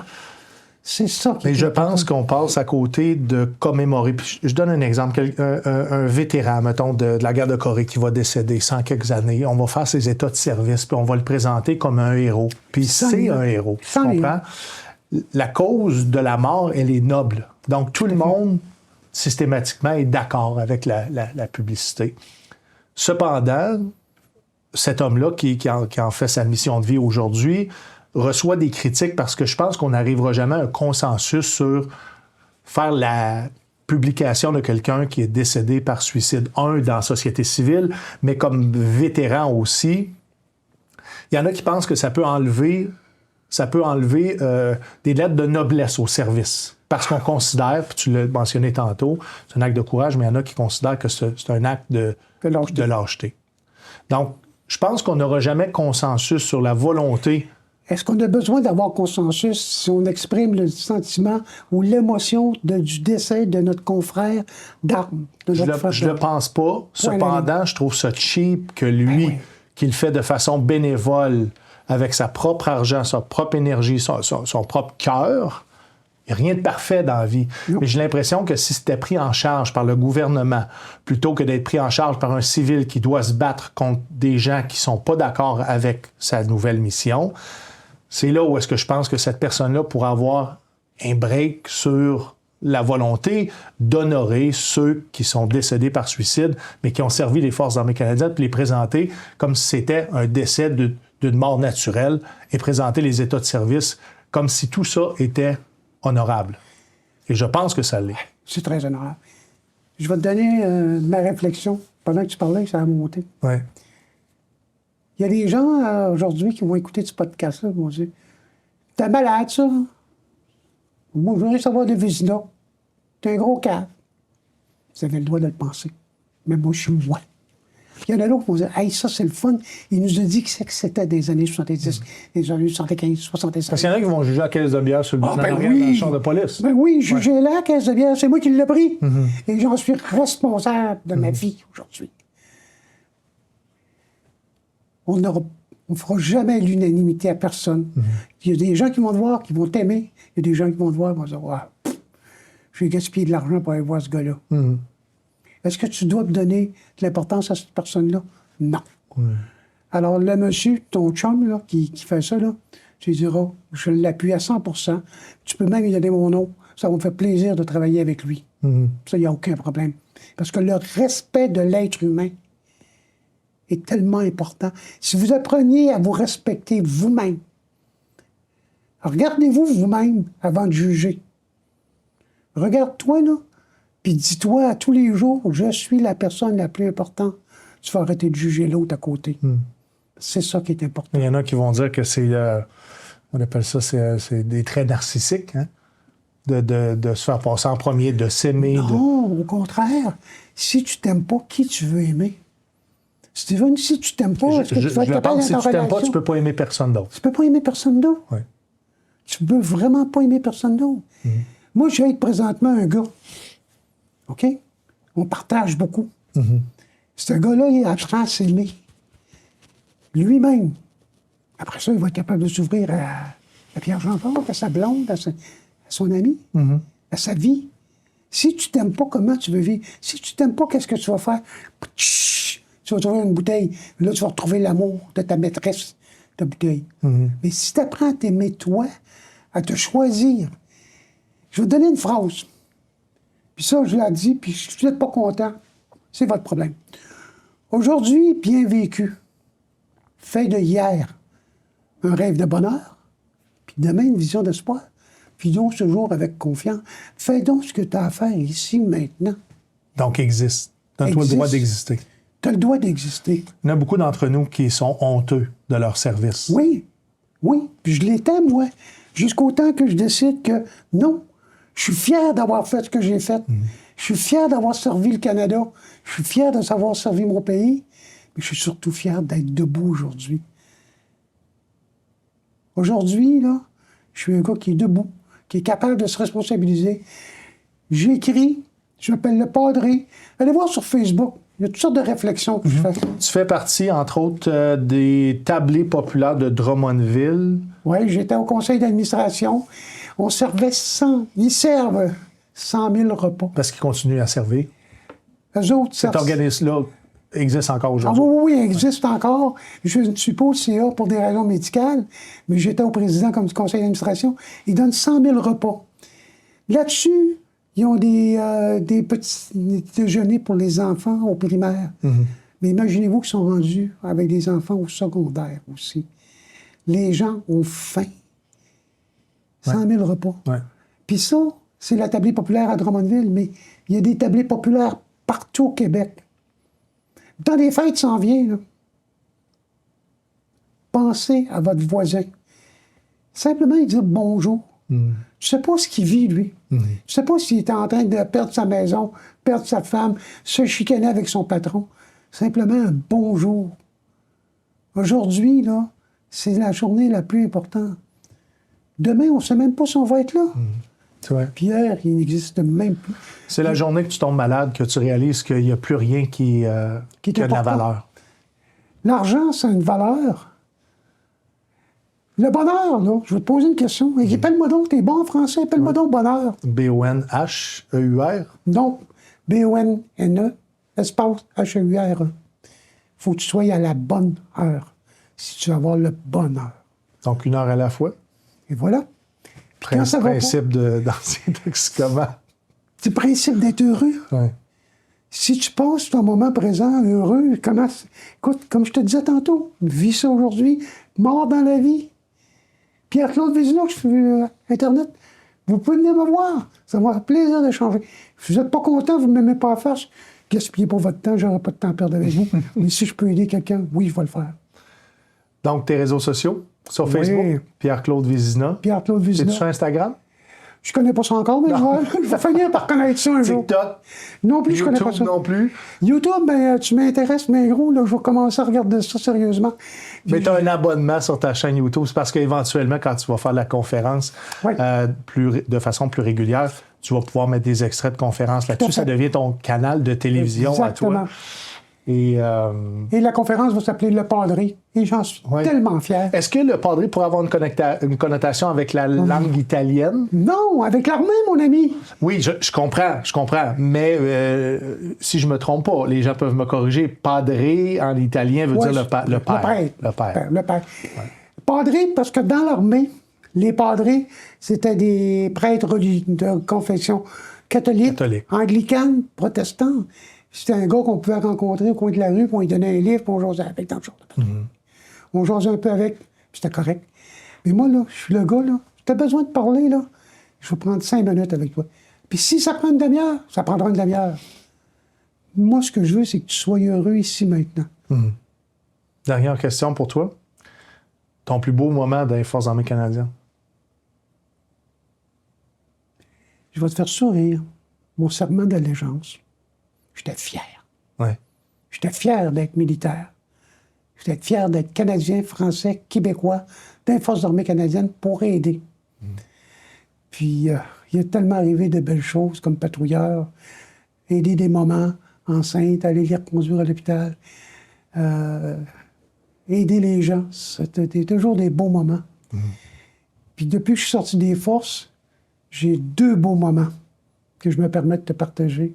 2 personnes extraordinaires que j'ai rencontrées. Le premier, Pat Grondin. C'est un gars qui est à Drummondville, qui aide les anciens militaires. Puis le deuxième, Je vais être obligé de te corriger. Pat Godin. Godin, excuse-moi, Patrice. il n'y a pas de faute dans son nom, puis il va être bien content. Il va être con, mais tu sais, il faut que je te partage que sans cet homme-là, je ne serais pas là aujourd'hui. Pat Godin, c'est le premier. Et le deuxième, Stephen Bilodeau. Je te remercie de m'avoir rencontré, d'avoir mis la vie, que la vie nous a mis sur la même route. Parce que tu es un gars profond, tu es un gars avec des belles valeurs. Ce que tu fais, c'est de faire du bien à des anciens militaires. Profites-en, c'est un mot, c'est de l'amour inconditionnel. T'es humain, c'est important ce que tu fais. Steven, merci au nom des anciens, des vétérans, merci en mon nom personnel, j'apprécie ce que tu fais. Bravo. Tu vas me forcer à mettre fin à l'émission. Merci beaucoup, mesdames et messieurs, d'avoir été à l'écoute du Soundcheck Podcast Studio. Merci, Pierre-Claude Vézina, d'être venu partager avec nous, d'être venu témoigner, parce que la force du témoignage, c'est souvent sous-estimé. Merci de continuer à servir et merci d'être mon ami. Merci d'être mon ami à toi aussi. On se donne rendez-vous pour un prochain Soundcheck Podcast Studio. Et sur ce, je vais aller essuyer mes larmes. Merci d'avoir été à l'écoute. Bye bye.